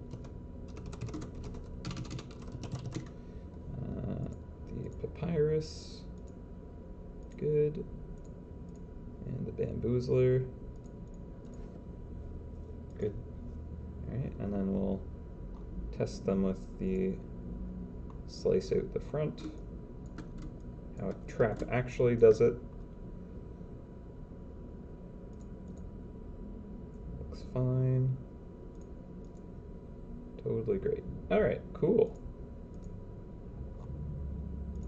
So let's export these.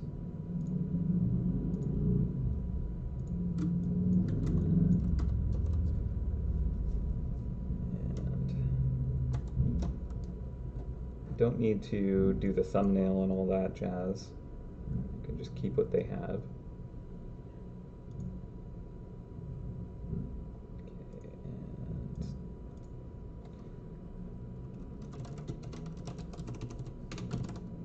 and bamboozler. Okay, export that at that size, and we'll do the full res one.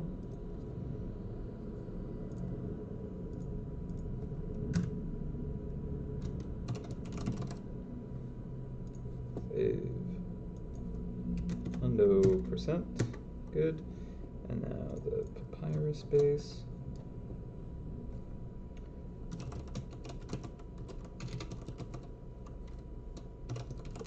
Res. Okay. Exported. And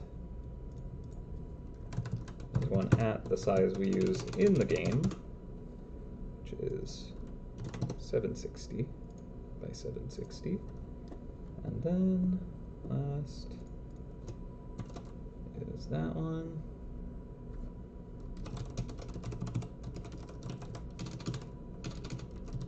I suppose I should check to see what the basic Tiki base has going. Honestly, it probably has those chips out of it, so you know. It might also need this treatment, but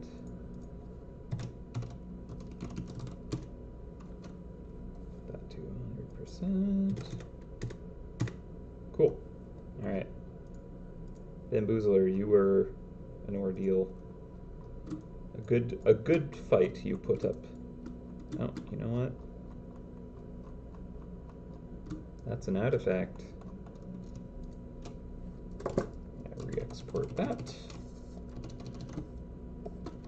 Any weird artifacts on this extremely old art?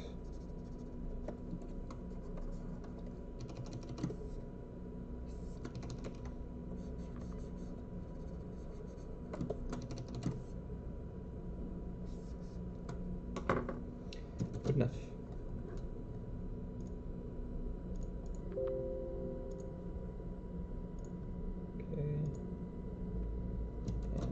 At regular size, which is actually 50%. Cool. All right. Boom. Saved. And that's it.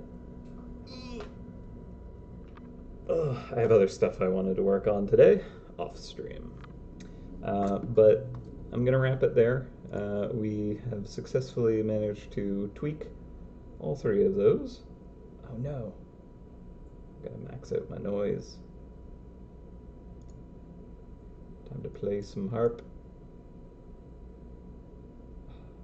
Alright. How many strings? Yeah, I got enough. I got plenty. Let's go 1, 2. There we go. That should be safe. Okay, cool. That is that. All right, well, thank you so much for hanging out today. I know it was a bit of a kind of stream.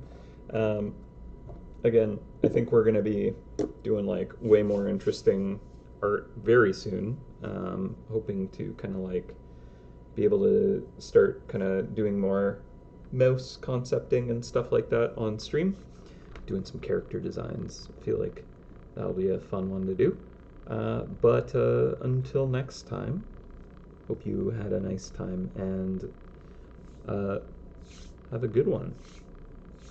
All right, well, with that, I would say take care of each other, take care of yourself. I'm saying it wrong. Take care of yourselves, take care of each other. I'll see you next time. All right, well, happy hunting, everyone, and I'll catch you later. All right, bye-bye.